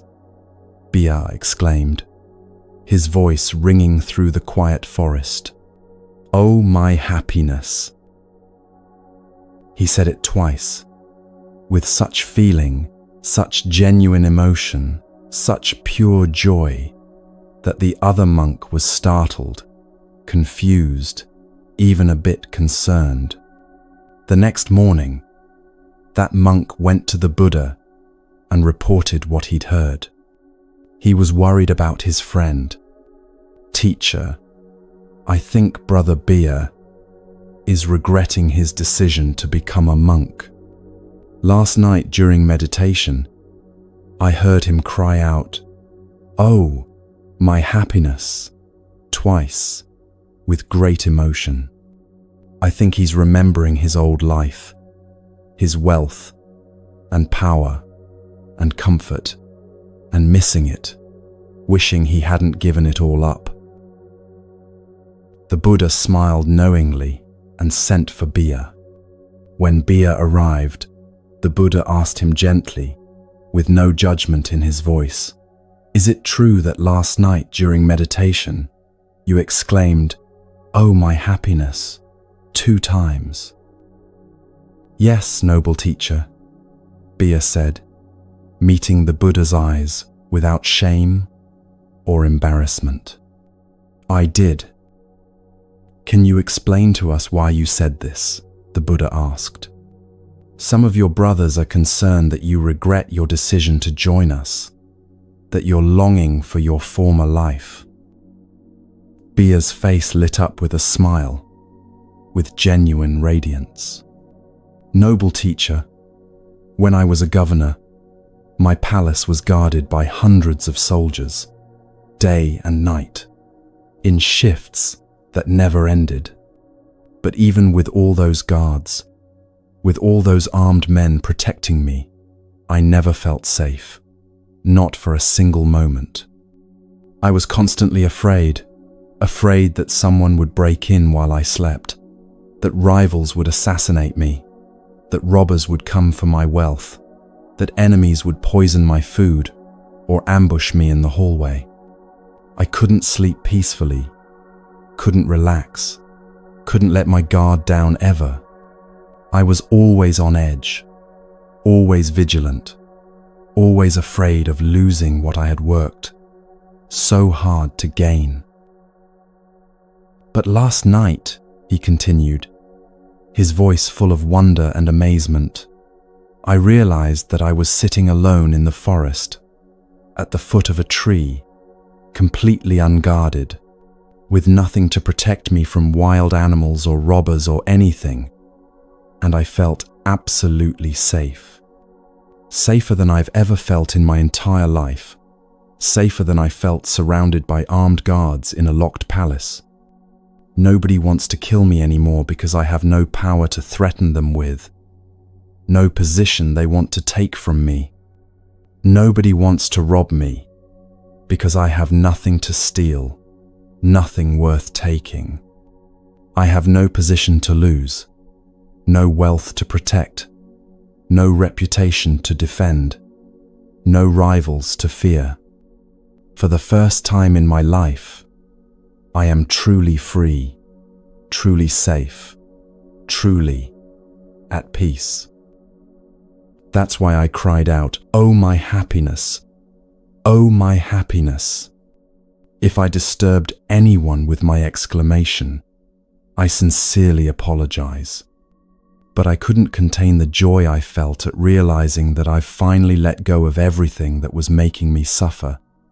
And in letting go, in releasing all those cows I was so desperately trying to protect, I found what I was looking for all along." This story touches something profound about the nature of security and happiness. We think we need to accumulate things to be safe: money, possessions, status, power, insurance policies, backup plans, Safety nets upon safety nets. We think that the more we have, the more protected we'll be, the more secure we'll feel, the less vulnerable to life's uncertainties. But often the opposite is true, and we discover this too late. The more we have, the more we have to protect, the more we have to worry about, the more we have to fear losing, the more energy we spend on maintaining and defending rather than living and enjoying. True security doesn't come from having a lot. It comes from needing very little, from being content with what is. True freedom doesn't come from being able to afford anything you want or go anywhere you want. It comes from discovering that you already have everything you need to be happy right now, in this moment, just as you are, just with this breath and this heartbeat. This doesn't mean you have to give away all your possessions and go live in a forest like an ancient monk. That's not the point of Beer's story, not the teaching being offered here. The point is about recognizing what you're holding on to out of fear, what you think you need, but that's actually weighing you down, what you're protecting that's actually imprisoning you, trapping you in worry and vigilance. What if the thing you think is keeping you safe is actually keeping you trapped? What if the cow you're desperately chasing or fiercely protecting is exactly what's preventing you from experiencing real peace, real freedom, real joy? The invitation isn't to let go of everything at once or to make dramatic changes before you're ready, or to abandon all responsibility. The invitation is much quieter, much gentler, much more personal than that. It's simply this: what would you let go of if you could? Not what should you let go of according to some spiritual ideal or someone else's idea of what's important or what you read in a book. But what would you let go of if you listened to the deepest wisdom in your own heart, if you trusted your own knowing? What are you carrying that you're tired of carrying? What are you holding on to that you're ready to release? That's ready to be released. Maybe it's just one small thing to start with. Maybe it's the need to check your phone first thing every morning before you even say good morning to yourself or the person sleeping next to you before you've even fully woken up. Maybe it's the habit of criticizing yourself every time you look in the mirror, that voice that immediately finds fault. Maybe it's the grudge you've been carrying against someone for 5 years, 10 years, half your life, that takes up space in your heart where love could live instead. Maybe it's the belief that you'll be happy when you lose 10 pounds, or get that promotion, or find the right relationship, or retire, or finally fix everything that's wrong. Letting go doesn't require force or violence against yourself. It requires awareness and willingness, seeing clearly and choosing consciously. When you see clearly that something is causing you to suffer, and you see that you have a choice about whether to keep holding it, the letting go can happen naturally, the way your hand naturally opens when you realize you're holding something hot that's burning you. There's a radical practice hidden in plain sight, something so simple you might overlook it entirely, might think it couldn't possibly matter. It's the practice of enjoying your breath, not controlling it, not trying to breathe better or deeper or more correctly or more spiritually, not using it to achieve some special state or prove you're good at meditation or earn enlightenment points. Just enjoying it taking genuine pleasure in it. Taking pleasure in the simple fact that you're breathing, that air is entering your body and leaving your body, that this most basic process is happening right now, without you having to manage it, or earn it, or deserve it, or work for it. When you breathe in, and you know you're breathing in, you can smile. Not a forced smile, not a fake smile plastered on to look spiritual, but the smile that comes naturally when you're present for something good, something miraculous that you'd forgotten to notice in your rush through life. Think of your consciousness like a garden with many different kinds of seeds planted in the soil. Some seeds are wholesome, seeds of joy, compassion, understanding, peace, love, gratitude, kindness. Some seeds are unwholesome, seeds of anger, fear, jealousy, craving, despair, resentment, bitterness. All the seeds are there in everyone, in every human being, waiting in the dark soil. Which seeds grow into plants, which ones dominate your inner landscape, depends entirely on which seeds you water. If you spend your day reading news designed to make you angry, watching shows that feed your fear, scrolling through posts that trigger your envy and inadequacy, replaying memories that stoke your resentment, rehearsing arguments with people who aren't even there, you're watering unwholesome seeds. Those are the plants that will grow in your garden, that will dominate your inner landscape, that will determine the quality of your experience, the flavor of your life. But if you take time to notice what's beautiful around you, to appreciate what's working in your life alongside what isn't, to feel gratitude for small things like hot water and comfortable shoes, to generate kindness toward yourself and others, to remember moments of joy and connection, you're watering wholesome seeds. Those are the plants that will grow instead, that will flower and offer their fragrance. You have agency in this, real power, real choice. You're not a victim of whatever seeds happen to sprout randomly at the mercy of your conditioning.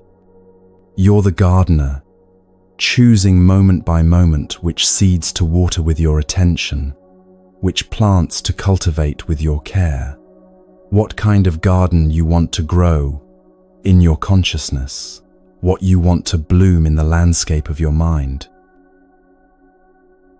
Every morning when you wake up, you're given a gift, 24 brand new hours that have never existed before. These hours are completely fresh, completely unused, completely full of possibility and potential. What you do with them is up to you, is your choice, is your life unfolding.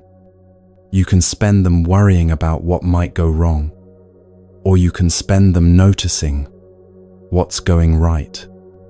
You can spend them rushing through on autopilot, numb and distracted, or you can spend them actually living, actually present, actually here in your own life.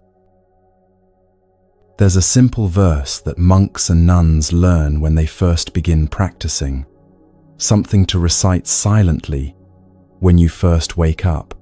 Waking up this morning, I smile.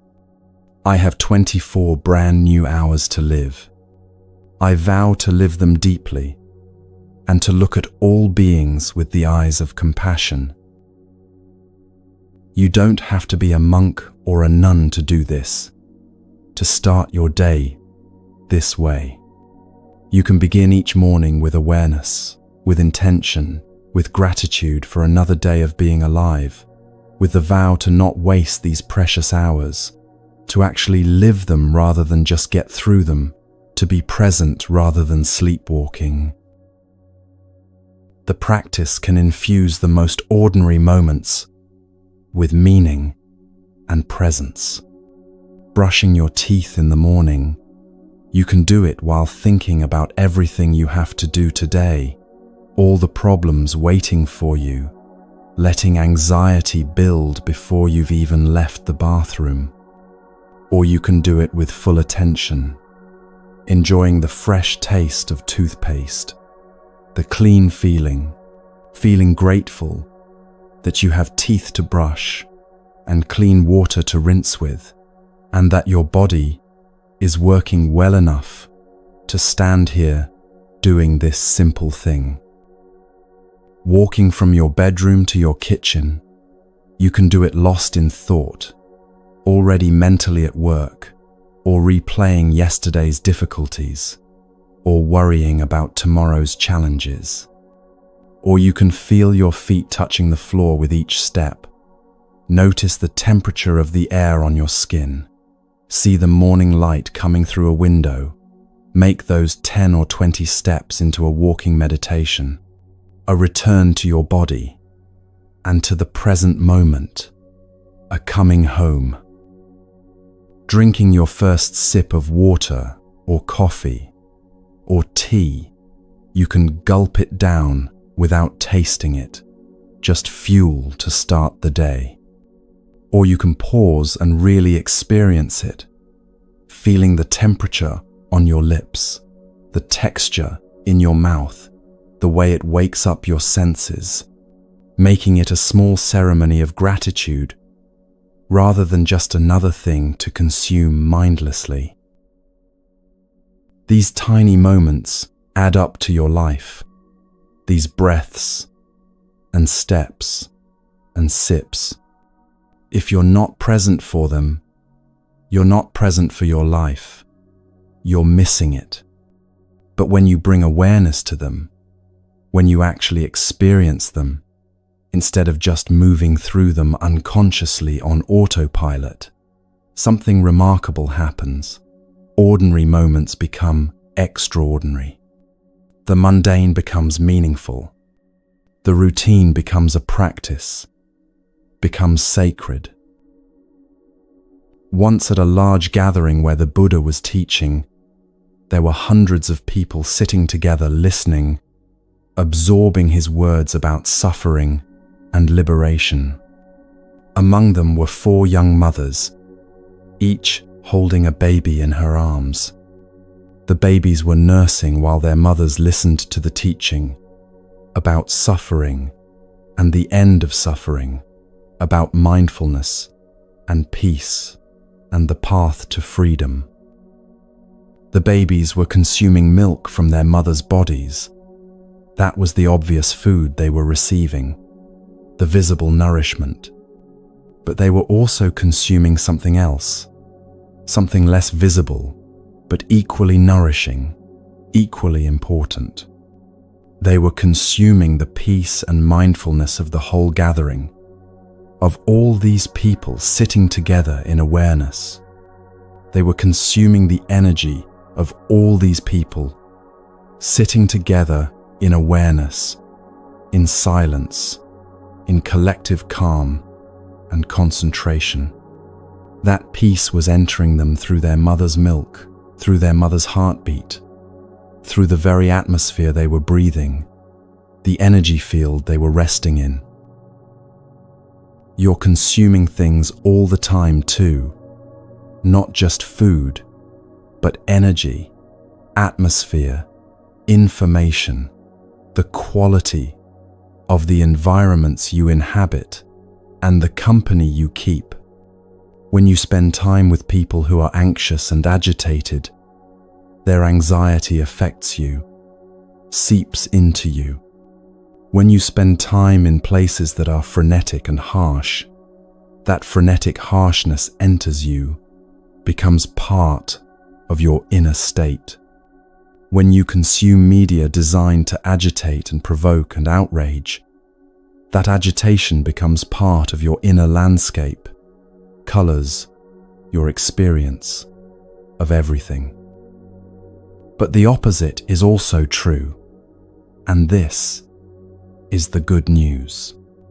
When you spend time in environments of peace, whether that's sitting quietly in nature, being with people who practice mindfulness and compassion, reading words that nourish wisdom and understanding, or simply sitting in your own home, breathing mindfully, you're consuming peace, and that peace becomes part of you, grows in you, strengthens in you. You are an artist, whether you think of yourself that way or not, whether you've ever picked up a paintbrush or written a poem. You're an artist whose medium is your own consciousness, your own experience, your own moment-to-moment life. Every moment, you're creating your inner state through what you pay attention to, creating your experience through how you relate to what's happening, creating your life through the choices you make about where to direct your energy and awareness and care. A skilled artist knows how to create moments of beauty, moments of meaning, moments that matter and resonate and touch something true. You can develop that same skill with your own life, with your own consciousness. You can learn to create moments of happiness not by waiting for perfect conditions to arrive from outside, not by trying to control everything around you, but by bringing awareness and appreciation to what's already here, what's already available, what's already true. Someone might say, "That's easy for you to say, but you don't know what I'm dealing with. You don't understand. You don't know how much stress I'm under, how many problems I have, how difficult my circumstances are, how much I'm struggling just to get through each day." And that's true. I don't know your specific circumstances, your specific struggles, your specific pain. But what I do know is that you have this moment, right now, this very moment. And in this moment, you're breathing. Air is moving in and out of your lungs. In this moment, you're alive. Your heart is beating. Consciousness is present.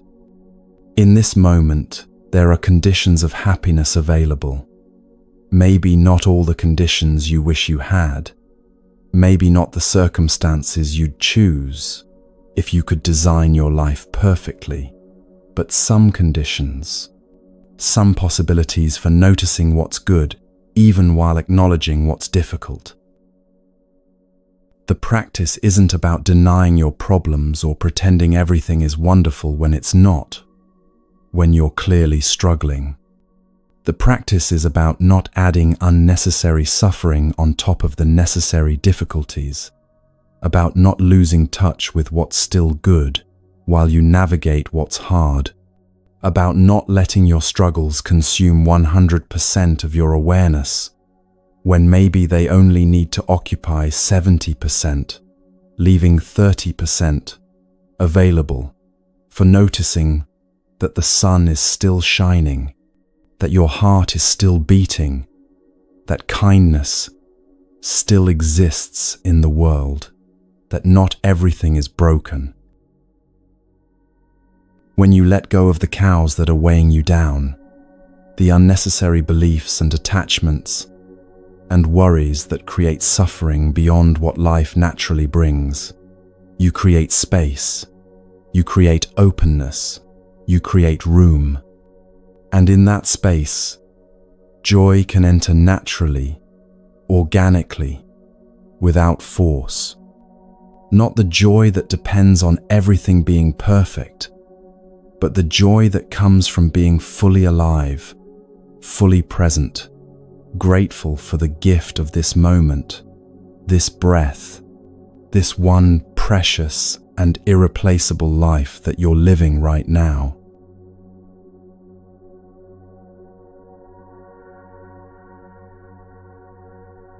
There are certain phrases that, when spoken with genuine presence and mindfulness, have the power to transform relationships, to heal wounds, to create connection where there was distance. These aren't just words, they're like magic formulas, incantations that shift energy and open hearts. In the Buddhist tradition, we call them mantras. A mantra is a sacred phrase that, when recited with concentration and sincerity, produces a real effect in the world. The mantras we're going to explore aren't in Sanskrit or Pali. They're in plain language, simple words that anyone can say. But their simplicity doesn't diminish their power.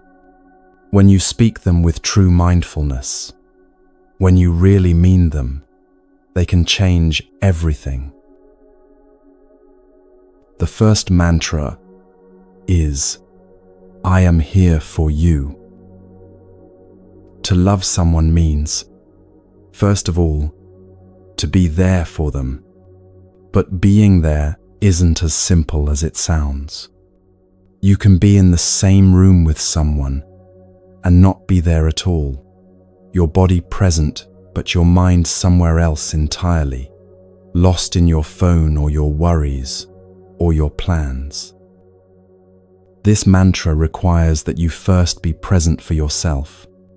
You practice mindful breathing to bring your mind home to your body. You stop whatever else you're doing, whatever else is pulling at your attention. Then, when you're truly there, body and mind united, you can offer that presence to someone you love. Imagine a child comes home from school, upset about something that happened. They walk in the door, and you can see it on their face. Something is wrong. You could stay on your computer, half listening while typing an email, saying, "Aha," at intervals, without really hearing them. Or you could stop, turn toward them fully, look in their eyes and say, and truly mean, "I am here for you." Those 5 words tell them, you matter to me more than this email, more than whatever I was just doing. I'm not just physically present, I'm giving you my full attention, my full heart. You're not alone with whatever you're feeling.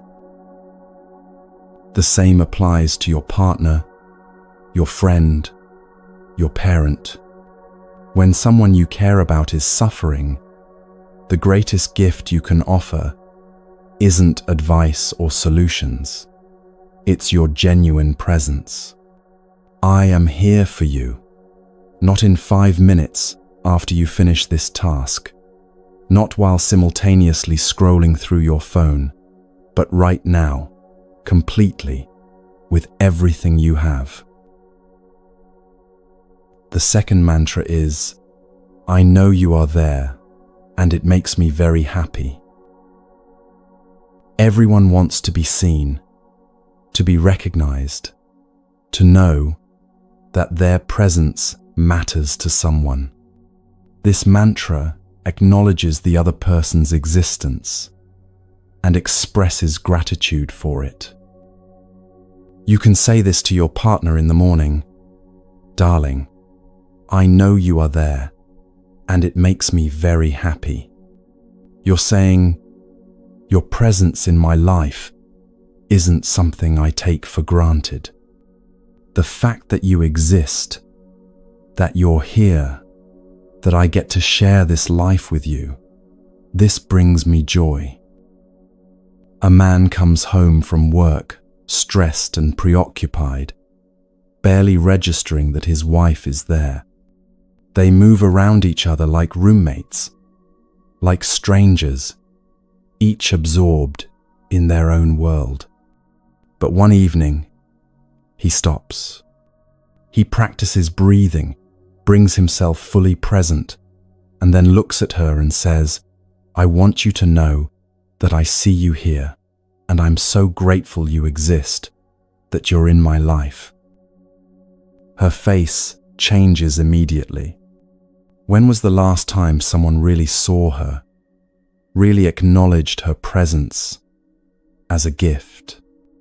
Not what she does for them, not her usefulness, but simply her being, the miracle that she exists, that she's here. This mantra works with children too, with friends, with anyone you love. I see you there, and you make me happy. It's a way of saying, you're not invisible to me. Your existence matters. I notice you, and noticing you brings light into my day. The third mantra is, I know you suffer, and that is why I am here for you.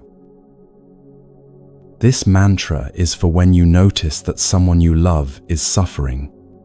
If you're truly present, truly paying attention, you'll notice when something is wrong, when their smile doesn't reach their eyes, when their shoulders are carrying tension, when something heavy is weighing on them. You don't need to know exactly what's wrong or how to fix it. You just need to acknowledge what you see and offer your presence. Darling, I know something is hurting you, and I'm here.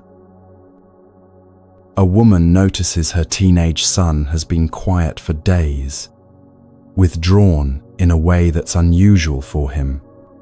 She could ignore it, tell herself he's just being a teenager, that he'll get over it. Or she could go to him, sit beside him, and say, I can see you're struggling with something, and I want you to know I'm here. You don't have to tell me what it is if you're not ready, but I want you to know I see you, and I'm not going anywhere. Sometimes just being seen in our pain, just having someone acknowledge that, yes, this is hard, this hurts, that alone brings relief. We're suffering, and then our suffering is compounded by feeling invisible in it, by everyone pretending everything is fine, by having to hold up a facade that nothing is wrong. This mantra breaks through that isolation. It says, I see your pain. You don't have to hide it from me. Your suffering matters to me because you matter to me. The fourth mantra is the hardest and perhaps the most important. I suffer, please help. This one goes against everything we've been taught about being strong, about handling things on our own, about not being a burden. Pride makes this mantra almost impossible to say. We want to appear like we have it all together, like we don't need anyone, like we're fine, always fine. But this mantra recognizes a simple truth. We need each other. Love isn't about never needing help. It's about being able to ask for it, about trusting someone enough to show them your vulnerability. When you're suffering and you believe someone you love has caused that suffering, your impulse might be to punish them. You want to show them you don't need them, that you're perfectly fine without them. You lock yourself in your room. You give them the silent treatment. You build walls. But the fourth mantra asks you to do the opposite. It asks you to go to them and say, I'm hurting, and I need your help. The full version is even more powerful. Darling, I suffer. I don't understand why you said that thing to me. I don't understand why you did what you did. It hurt me, and I need you to help me understand. Please explain so that I can suffer less. This mantra has 3 parts. First, you acknowledge your suffering honestly. No pretending, no tough exterior. Second, you let them know you're practicing with it. I'm doing my best to understand, to breathe with this pain, to not react blindly. Third, you ask for their help. Please, help me understand what happened. Here's a practical suggestion. Write this mantra on a small card, the size of a credit card, and keep it in your wallet. The next time you're suffering and tempted to withdraw, to punish with silence, to build walls, take out that card and read it. You have 24 hours to use this mantra before pride hardens into something more difficult to break. When you finally speak this mantra with sincerity, something shifts immediately. The other person sees that you're suffering, that this isn't just drama or manipulation, that you genuinely need their help. And most people, when they see someone they love is truly hurting, want to help. They want to understand. They want to make it better.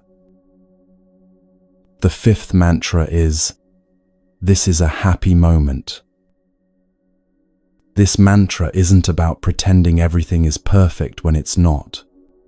It's about recognizing the conditions for happiness that actually exist right now, in this very moment, even when things aren't ideal.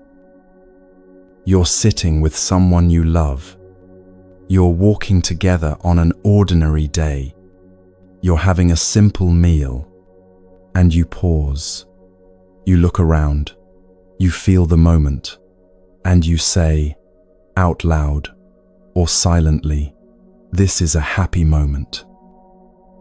A father and daughter are washing dishes together after dinner. It's a mundane task, nothing special. But he stops for a moment, looks at his daughter's face as she scrubs a plate, and thinks, this is a happy moment. Right now, this simple task, with my child, this is happiness. By naming it, by acknowledging it, he makes the happiness conscious, makes it real, makes it available to be fully experienced, rather than just passing by unnoticed in the rush towards something else.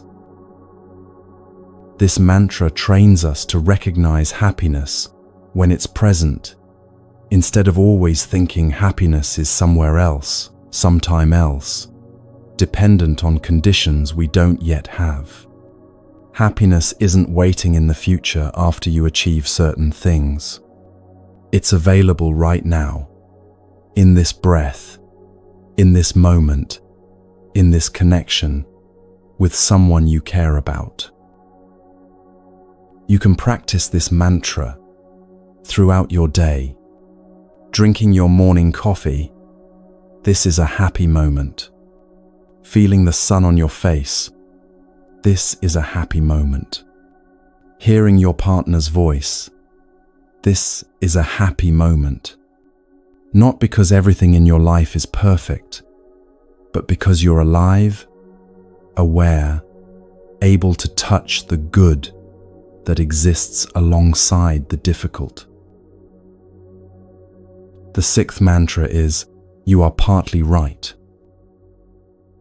This mantra is medicine for the ego, for the tendency to see ourselves as either completely right or completely wrong, completely good or completely bad. When someone praises you, when they tell you you're wonderful, the best, perfect, you can respond with this mantra: you are partly right.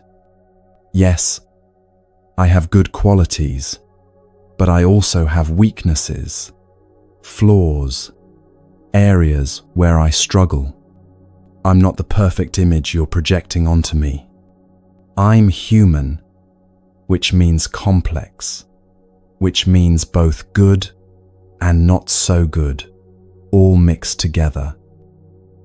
When someone criticizes you, when they point out your failures or mistakes, you can use the same mantra: you are partly right.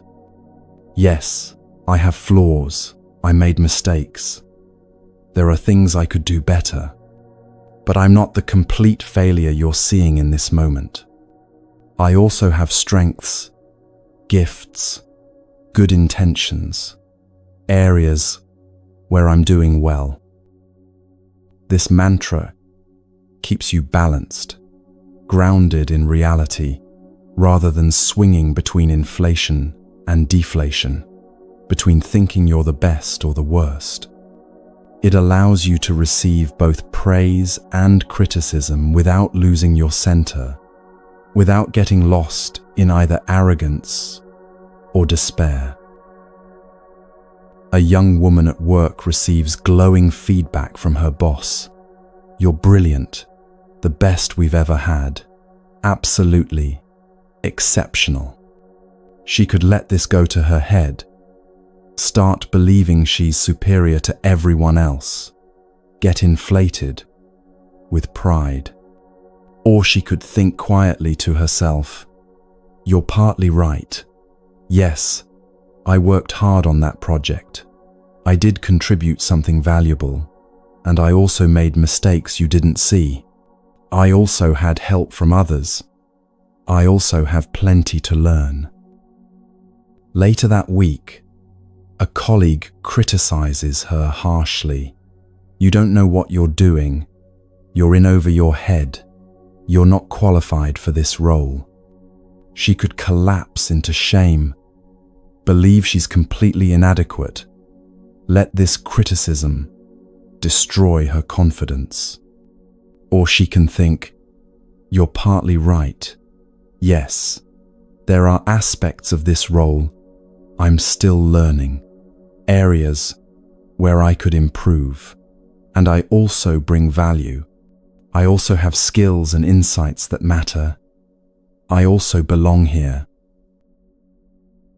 The mantra protects you from the extremes, helps you stay in touch with the truth that you're human, not perfect, not worthless, but complex, growing, both capable and flawed at the same time. These 6 mantras are tools for creating love, for healing relationships, for maintaining connection, even through difficulty. But there's another practice that makes all of these mantras more powerful, that creates the ground for them to work, the practice of deep listening. Most of us don't really listen. We wait for our turn to talk. We formulate our response while the other person is still speaking. We interrupt to correct, to defend, to explain why they're wrong or why we're right. We listen to judge, to argue, to fix, to give advice, but we don't listen to truly understand, to give relief, to offer the healing that comes simply from being heard. Deep listening, compassionate listening, is a practice. It's not something that comes naturally, especially when someone is saying things that are difficult to hear, things that touch our own pain or trigger our defensiveness. When you practice deep listening, you have only one purpose: to give the other person the opportunity to speak and to suffer less. You're not listening to gather evidence for your counterargument. You're not listening to find the flaws in their logic. You're listening so that they can empty out their suffering, express what's been trapped inside them, feel the relief of being heard. This requires tremendous concentration and self-control. As they speak, you practice mindful breathing to remain calm, to keep your heart open, to not let their words trigger your own reactive patterns. Your breath becomes your anchor, the thing you return to again and again as you hold space for their pain. A couple had been married for 15 years, and they'd reached a point where they could barely talk without fighting. Every conversation became an argument. Every attempt at discussion turned into accusations and defensiveness. They loved each other, but they'd forgotten how to communicate, how to really hear each other beneath the words. Someone taught them the practice of deep listening. They agreed to try it, even though it felt awkward at first, even though both were skeptical that something so simple could help. They set aside 1 hour. For the first 30 minutes, she would speak and he would only listen. No interrupting, no defending, no explaining, just breathing and listening with the intention to understand her suffering. Then they would switch and she would listen to him for 30 minutes in the same way. The husband sat there, breathing consciously, as his wife began to speak. She talked about feeling invisible, about how he came home from work and disappeared into his phone, about how she felt alone, even when they were in the same room. She talked about things that happened years ago that still hurt, things he thought she'd forgiven or forgotten. His impulse was to interrupt, to defend himself, to explain that she was misunderstanding, that he didn't mean it that way, that she was being unfair. But he kept breathing, kept bringing his attention back to his breath, kept reminding himself, I'm not listening to defend myself. I'm listening so she can suffer less. And something remarkable happened. As she spoke and felt truly heard, maybe for the first time in years, her voice changed. The anger softened into sadness. The accusations transformed into vulnerability. She wasn't attacking him. She was showing him her wounds, trusting him with her pain. When it was his turn to speak, she saw things she'd never seen before. She'd thought he was cold, distant, uncaring.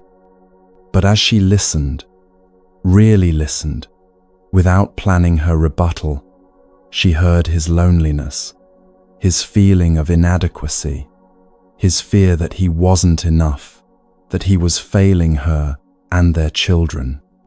She heard a man who loved her, but didn't know how to show it, who felt lost and was hiding his lostness behind screens and work and withdrawal. By the end of that hour, something had shifted between them. They hadn't solved all their problems, hadn't fixed everything that was wrong, hadn't agreed on every point, but they'd heard each other, really heard each other, perhaps for the first time in years. And in that hearing, in that being heard, healing had begun. There's a technique that can help with this practice, especially in difficult moments. When you're having a conversation with someone you love, and you sense that they're about to say something that might trigger your anger or defensiveness, you can hold their hand.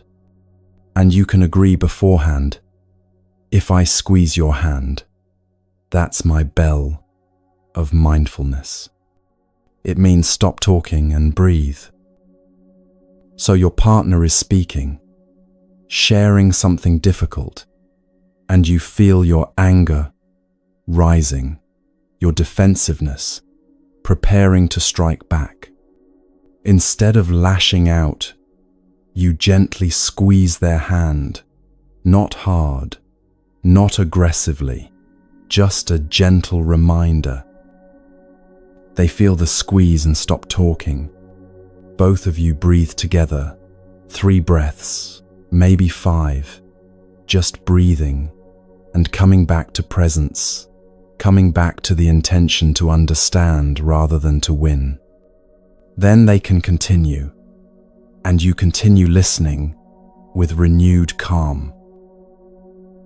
This simple technique can prevent so much damage, can stop the spiral of hurt feelings and harsh words before it starts. It's a way of being each other's support in the practice, of helping each other stay present and loving even when things are difficult. The transformation that happens when someone feels truly heard is profound and immediate. You've probably experienced this yourself. That moment when someone really listens to you, when you can feel their full attention, their genuine care, their willingness to be present with your pain without trying to fix it or minimize it, or rush you through it. Something releases inside you. The tightness in your chest loosens. The desperate need to make them understand subsides because you feel understood. The anger that was covering hurt transforms into vulnerability, into truth, into connection. This is medicine, not metaphorical medicine, but actual healing that happens in your body, your heart, your relationship. When you're heard, you suffer less. When you listen deeply, you give relief. This is love in action, love that heals. You can start tonight. You don't need special training or years of practice or perfect conditions. You just need the willingness to try, to practice, to offer your presence to someone you care about. Maybe tonight you go to someone in your household and say, "I am here for you," or "I know you are there, and it makes me happy," or simply, "Is there something you'd like to tell me? I'm ready to listen." And then you listen, really listen, breathing consciously, keeping your heart open, not interrupting or defending or explaining, just receiving what they offer, holding space for their truth, giving them the gift of your full attention.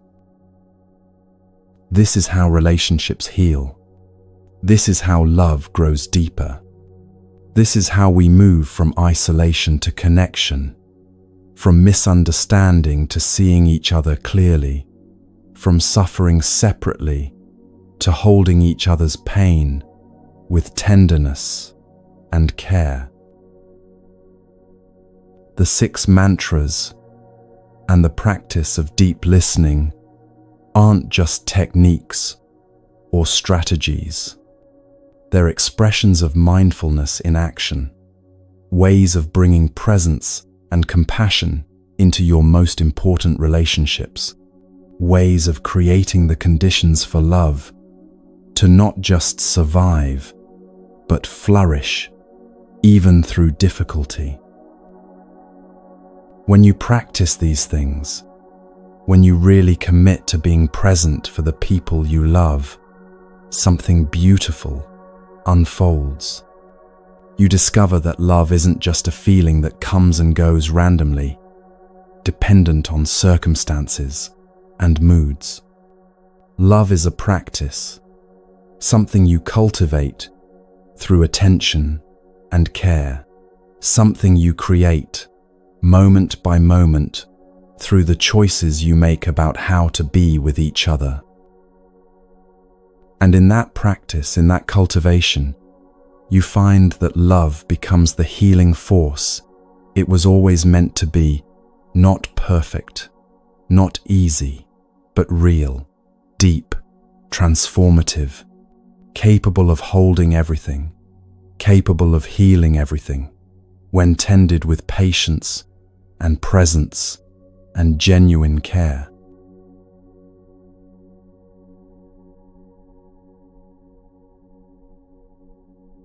There's a truth about suffering that's both sobering and liberating. Your suffering is never yours alone. When you hurt, when you struggle, when you feel lost or afraid or overwhelmed, you might think you're isolated in that experience, that your pain is uniquely yours, happening only to you. But every feeling you've ever felt, every difficulty you've ever faced, connects you to countless others who are feeling the same thing right now, who have felt it before, who will feel it again. Your loneliness is the world's loneliness. Your anxiety is the world's anxiety. Your grief is the world's grief. And this means two things. First, that you're not as alone as you think you are. And second, that when you heal yourself, you're healing something larger than yourself. On September 11th, 2001, I was in California, preparing to give a talk that evening, when the news came of what had happened in New York, in Washington, in Pennsylvania. The whole country, the whole world went into shock, into fear, into a collective trauma that we could all feel even thousands of miles from where the attacks occurred. That evening, hundreds of people still came to the talk, perhaps more than would have come ordinarily. They needed to be together, needed to not be alone with their fear, needed some kind of anchor in the storm of emotion that was sweeping across the nation. The energy in the room was palpable, thick with grief, with shock, with anger beginning to form, with fear about what would come next. You could feel it pressing down on everyone, this collective weight. If you weren't mindful, if you weren't careful, you could be swept away by it, consumed by it, lose yourself entirely in that massive wave of reactive emotion. So that night, I spoke about how to handle strong emotions, how to recognize fear when it arises, how to breathe with it, how to not be carried away by the collective energy even when it's overwhelming, even when it feels like it's going to swallow everything. Because here's what's dangerous about collective emotion. When a whole community, a whole nation, is gripped by the same feeling, whether it's fear, anger, or hatred, that energy becomes enormously powerful. It can lead to actions we would never take individually, decisions made from panic rather than wisdom, violence committed in the name of safety or justice or revenge. In those moments, mindfulness becomes not just a personal practice but a collective necessity. Someone needs to stop, to breathe, to maintain calm and clarity while the storm rages. Someone needs to be the anchor, the reminder that we have a choice about how we respond even to the most terrible things. This is why community matters so much, why practicing with others, what we call Sangha, is considered one of the 3 refuges in Buddhism, alongside the Buddha and the teachings themselves. When you're drowning in your own fear, or anger or despair, it can feel impossible to generate enough mindfulness on your own to stay afloat. But when you're part of a community that practices together, you can borrow their mindfulness, draw on their collective energy, let their calm support you until you can find your own ground again. Imagine walking into a room where 20 people are sitting in meditation, breathing peacefully, cultivating calm and presence. Even if you arrive agitated, anxious, your mind racing, just being in that space, breathing that air, feeling that collective energy begins to affect you. You don't have to do it alone. You can lean on the Sanga's practice until your own practice strengthens. This works in both directions. When you practice mindfulness, when you cultivate peace in yourself, you're not just helping yourself, you're contributing to the collective energy, creating a field of calm that others can draw from, offering your stability to support those who are struggling. But what if you don't have a Sangha?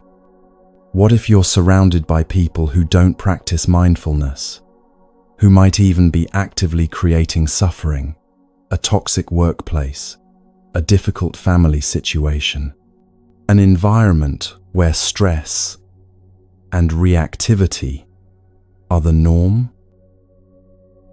Even then, you can create a refuge. It might be small at first, maybe just one corner of your desk where you keep something that reminds you to breathe, to be present. A smooth stone, a small plant, a picture that brings you peace.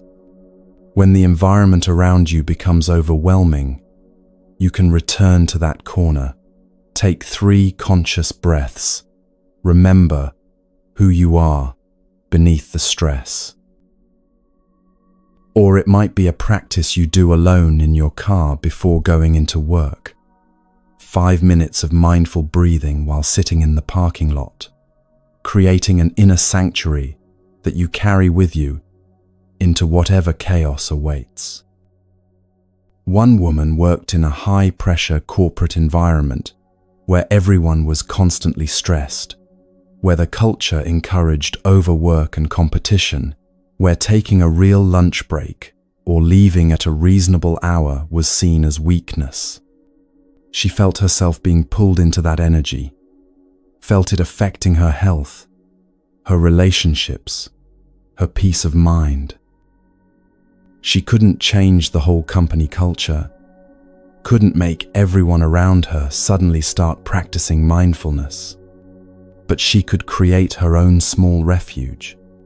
She started taking walking meditation breaks, just 10 minutes here and there, walking slowly and mindfully in a little park near her office, practicing, "I have arrived, I am home," with each step.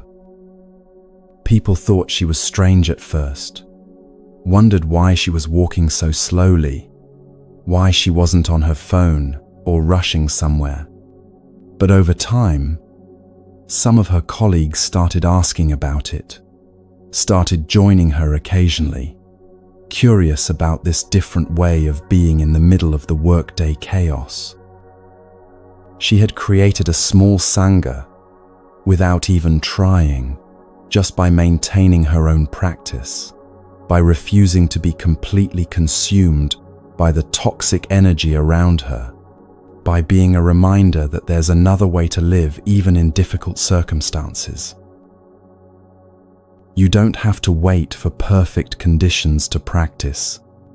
You don't have to wait until you find the ideal community, or the perfect teacher, or the right environment. You can start where you are, with what you have, creating small refuges that gradually expand, offering your own peace as a gift to a world that desperately needs it. There's an old story about the Buddha and Mara. Mara being the personification of everything that creates suffering, everything that pulls us away from peace and clarity. In the story, Mara ruled the world, and there was tremendous suffering everywhere. War, violence, hatred, people constantly harming each other and themselves. But people held on to hope, telling themselves, where there is Mara, there must also be Buddha. The Buddha will come eventually, and then things will change. When the Buddha finally appeared and achieved enlightenment, Mara was curious about this person who sat so peacefully while the world was so chaotic. He approached the Buddha and asked what he wanted, what he was doing there. The Buddha said simply, "This earth is beautiful. I want the chance to sit peacefully and walk mindfully on this beautiful planet. I don't need to own anything or control anything. I just want to be able to walk in peace, to enjoy this miraculous world." Mara thought this seemed reasonable. If someone just wants to sit and walk peacefully, not causing trouble, not trying to take over, what harm could that do? So he agreed. You can have a place to practice, a space for your sitting and walking. After a while, the Buddha said, I have some friends who also want to practice sitting and walking mindfully. Could we have a bit more space for all of us? Mara asked, How much space do you need? The Buddha took off his outer robe and said, I will throw this robe up into the air, and whatever shadow it casts on the earth, that's the space we need. Mara thought this was more than reasonable. How much space could one robe possibly cover? A few square meters at most. So he agreed.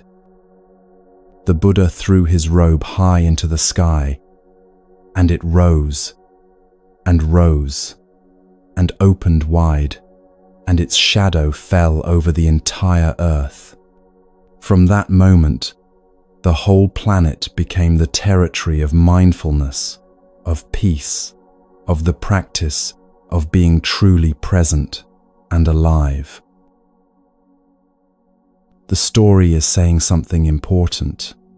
This earth belongs to everyone who practices mindfulness and compassion, everyone who walks peacefully, everyone who cultivates understanding and love. You have the right to practice anywhere, to bring presence and peace wherever you go. The whole world is your practice space, your Sangha hall, your place of refuge.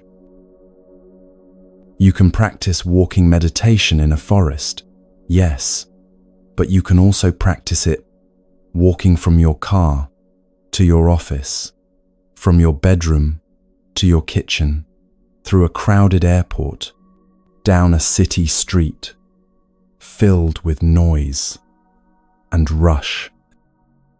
Walking meditation is a way of coming home to yourself, to your body, to the present moment, with each step you take. The practice is beautifully simple. As you walk, you coordinate your breathing with your steps. Perhaps you take 2 or 3 steps with each in-breath, 3 or 4 steps with each out-breath, whatever feels natural, whatever allows you to walk comfortably without forcing your breath. And with each step, you can practice a short phrase, a kind of mantra that brings you home.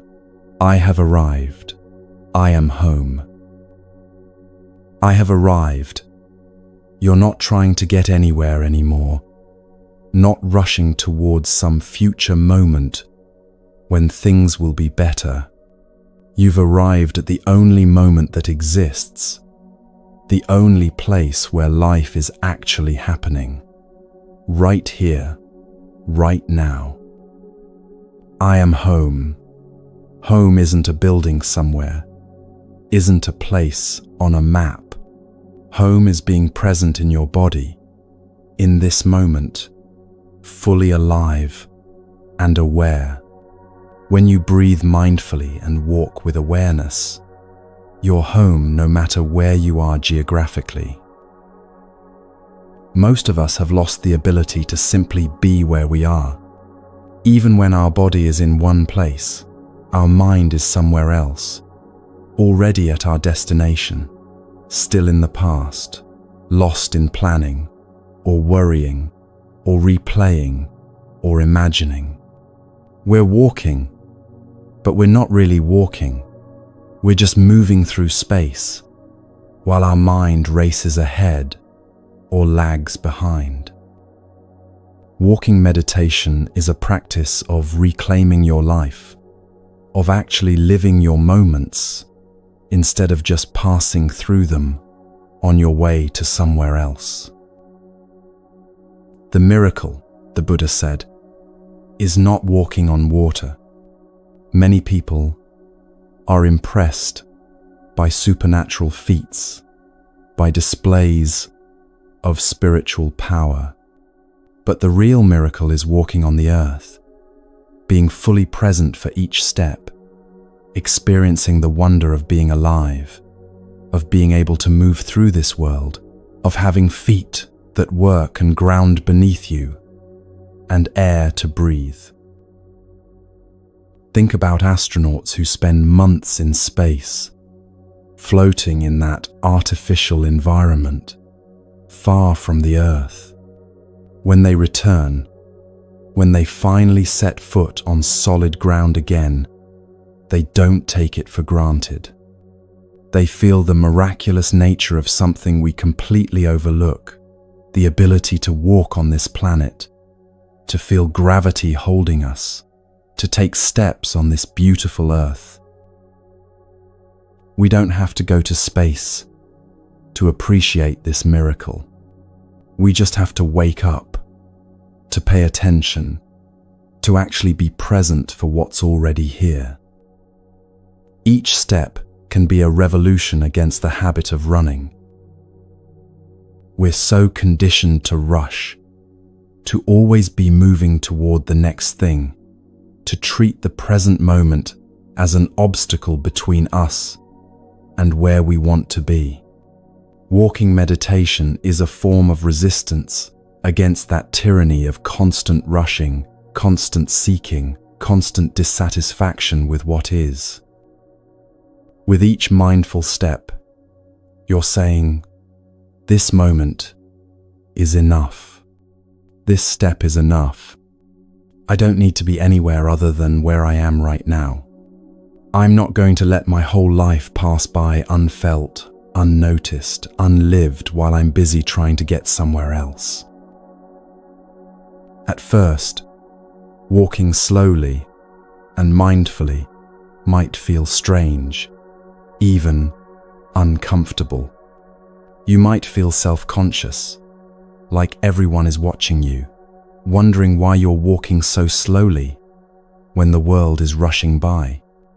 You might feel impatient with yourself, frustrated by the slowness, eager to just get wherever you're going.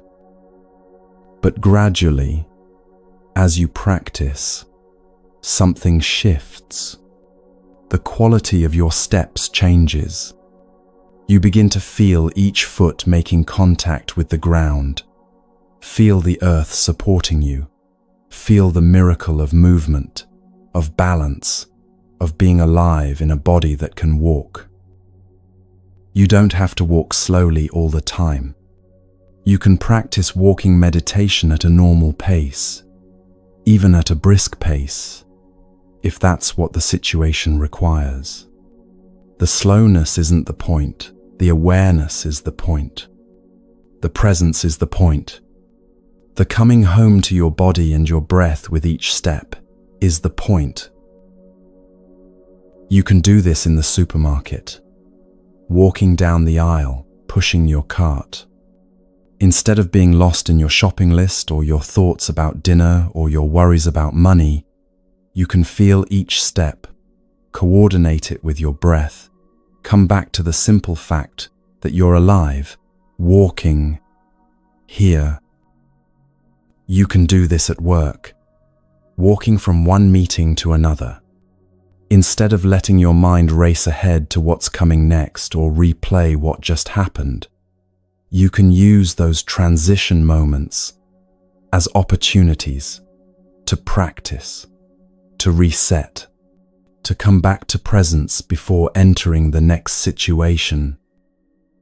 You can do this walking to your car at the end of a long day. Instead of carrying all the stress and tension from the day into your car, into your commute, into your home, you can let each step be a step of release, of letting go, of gradually returning to yourself.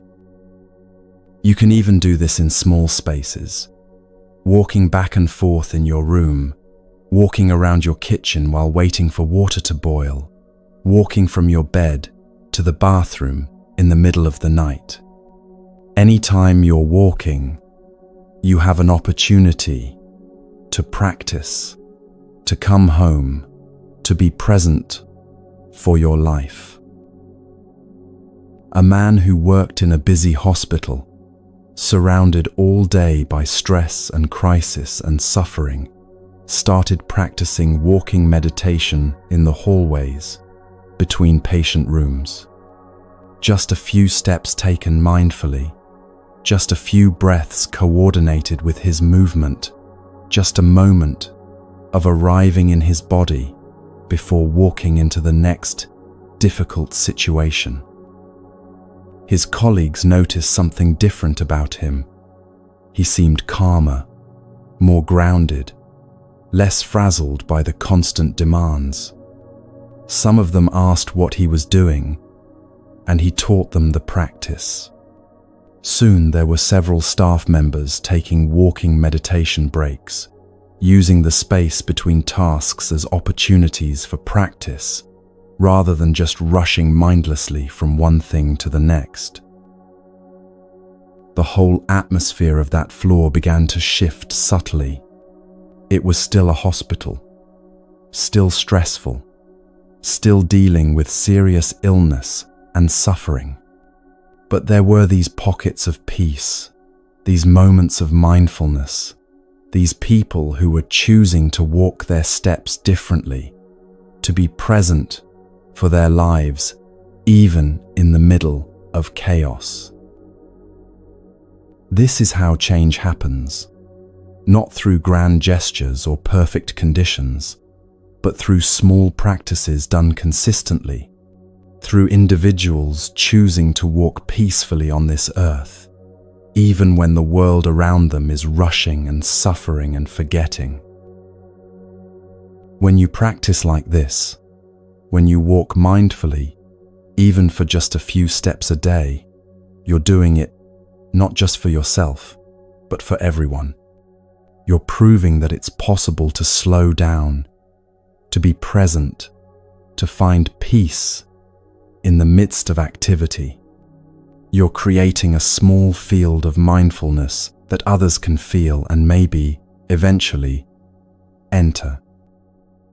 You are not alone in this practice, even when you practice alone. You're connected to everyone else who has ever practiced mindful walking, everyone who has ever chosen presence over rushing, everyone who has ever said, "I have arrived, I am home," and actually meant it.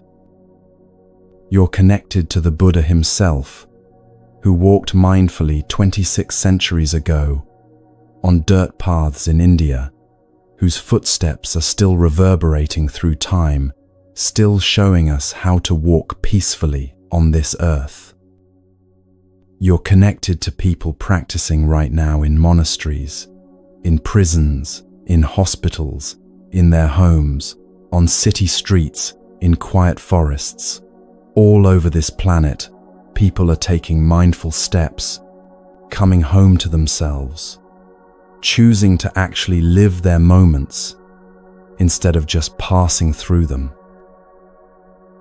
And you're contributing to the collective consciousness of humanity, adding your small offering of peace and presence to the whole, making it easier for the next person to stop running, to arrive, to come home.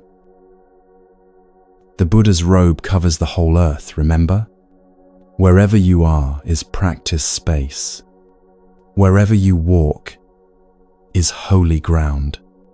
This moment, this step, this breath, this is it. This is your life, happening right now. And you have everything you need to be present for it, to arrive fully, to come home. You are not alone in your suffering, and you are not alone in your practice. We heal together, step by step, breath by breath, moment by moment, supporting each other in the great work of waking up, of being truly alive, of walking peacefully on this beautiful earth that holds us all.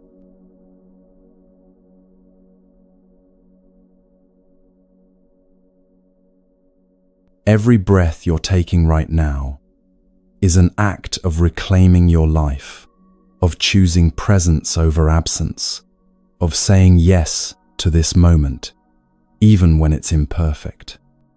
With each conscious breath, you're taking back territory from worry, from regret, from the endless running that has stolen so much of your precious time on this earth. Remember the lotus in the mud. That's what's happening in you right now, has been happening as you've listened, as you've practiced, even in small ways. The suffering you've carried, your own, and what you've inherited, that's the mud. And the insight blooming in you, the compassion growing, the moments of peace you're finding, that's the flower. They're not separate, not enemies. One makes the other possible. You already have everything you need. Not everything you want, perhaps. Not all the conditions you wish were different. But everything required for this moment of peace, for this breath of freedom, for this step toward home, it's already here, already yours, already available if you simply stop and notice. These practices we've explored aren't work you have to do to earn happiness someday. They're ways of returning home to yourself, of remembering what you've always known but forgotten, that life is here, now, in this breath, in this heartbeat, in this one irreplaceable moment. You started in mud, and you're becoming a lotus. Not by rejecting the mud, but by allowing it to nourish what wants to bloom in you.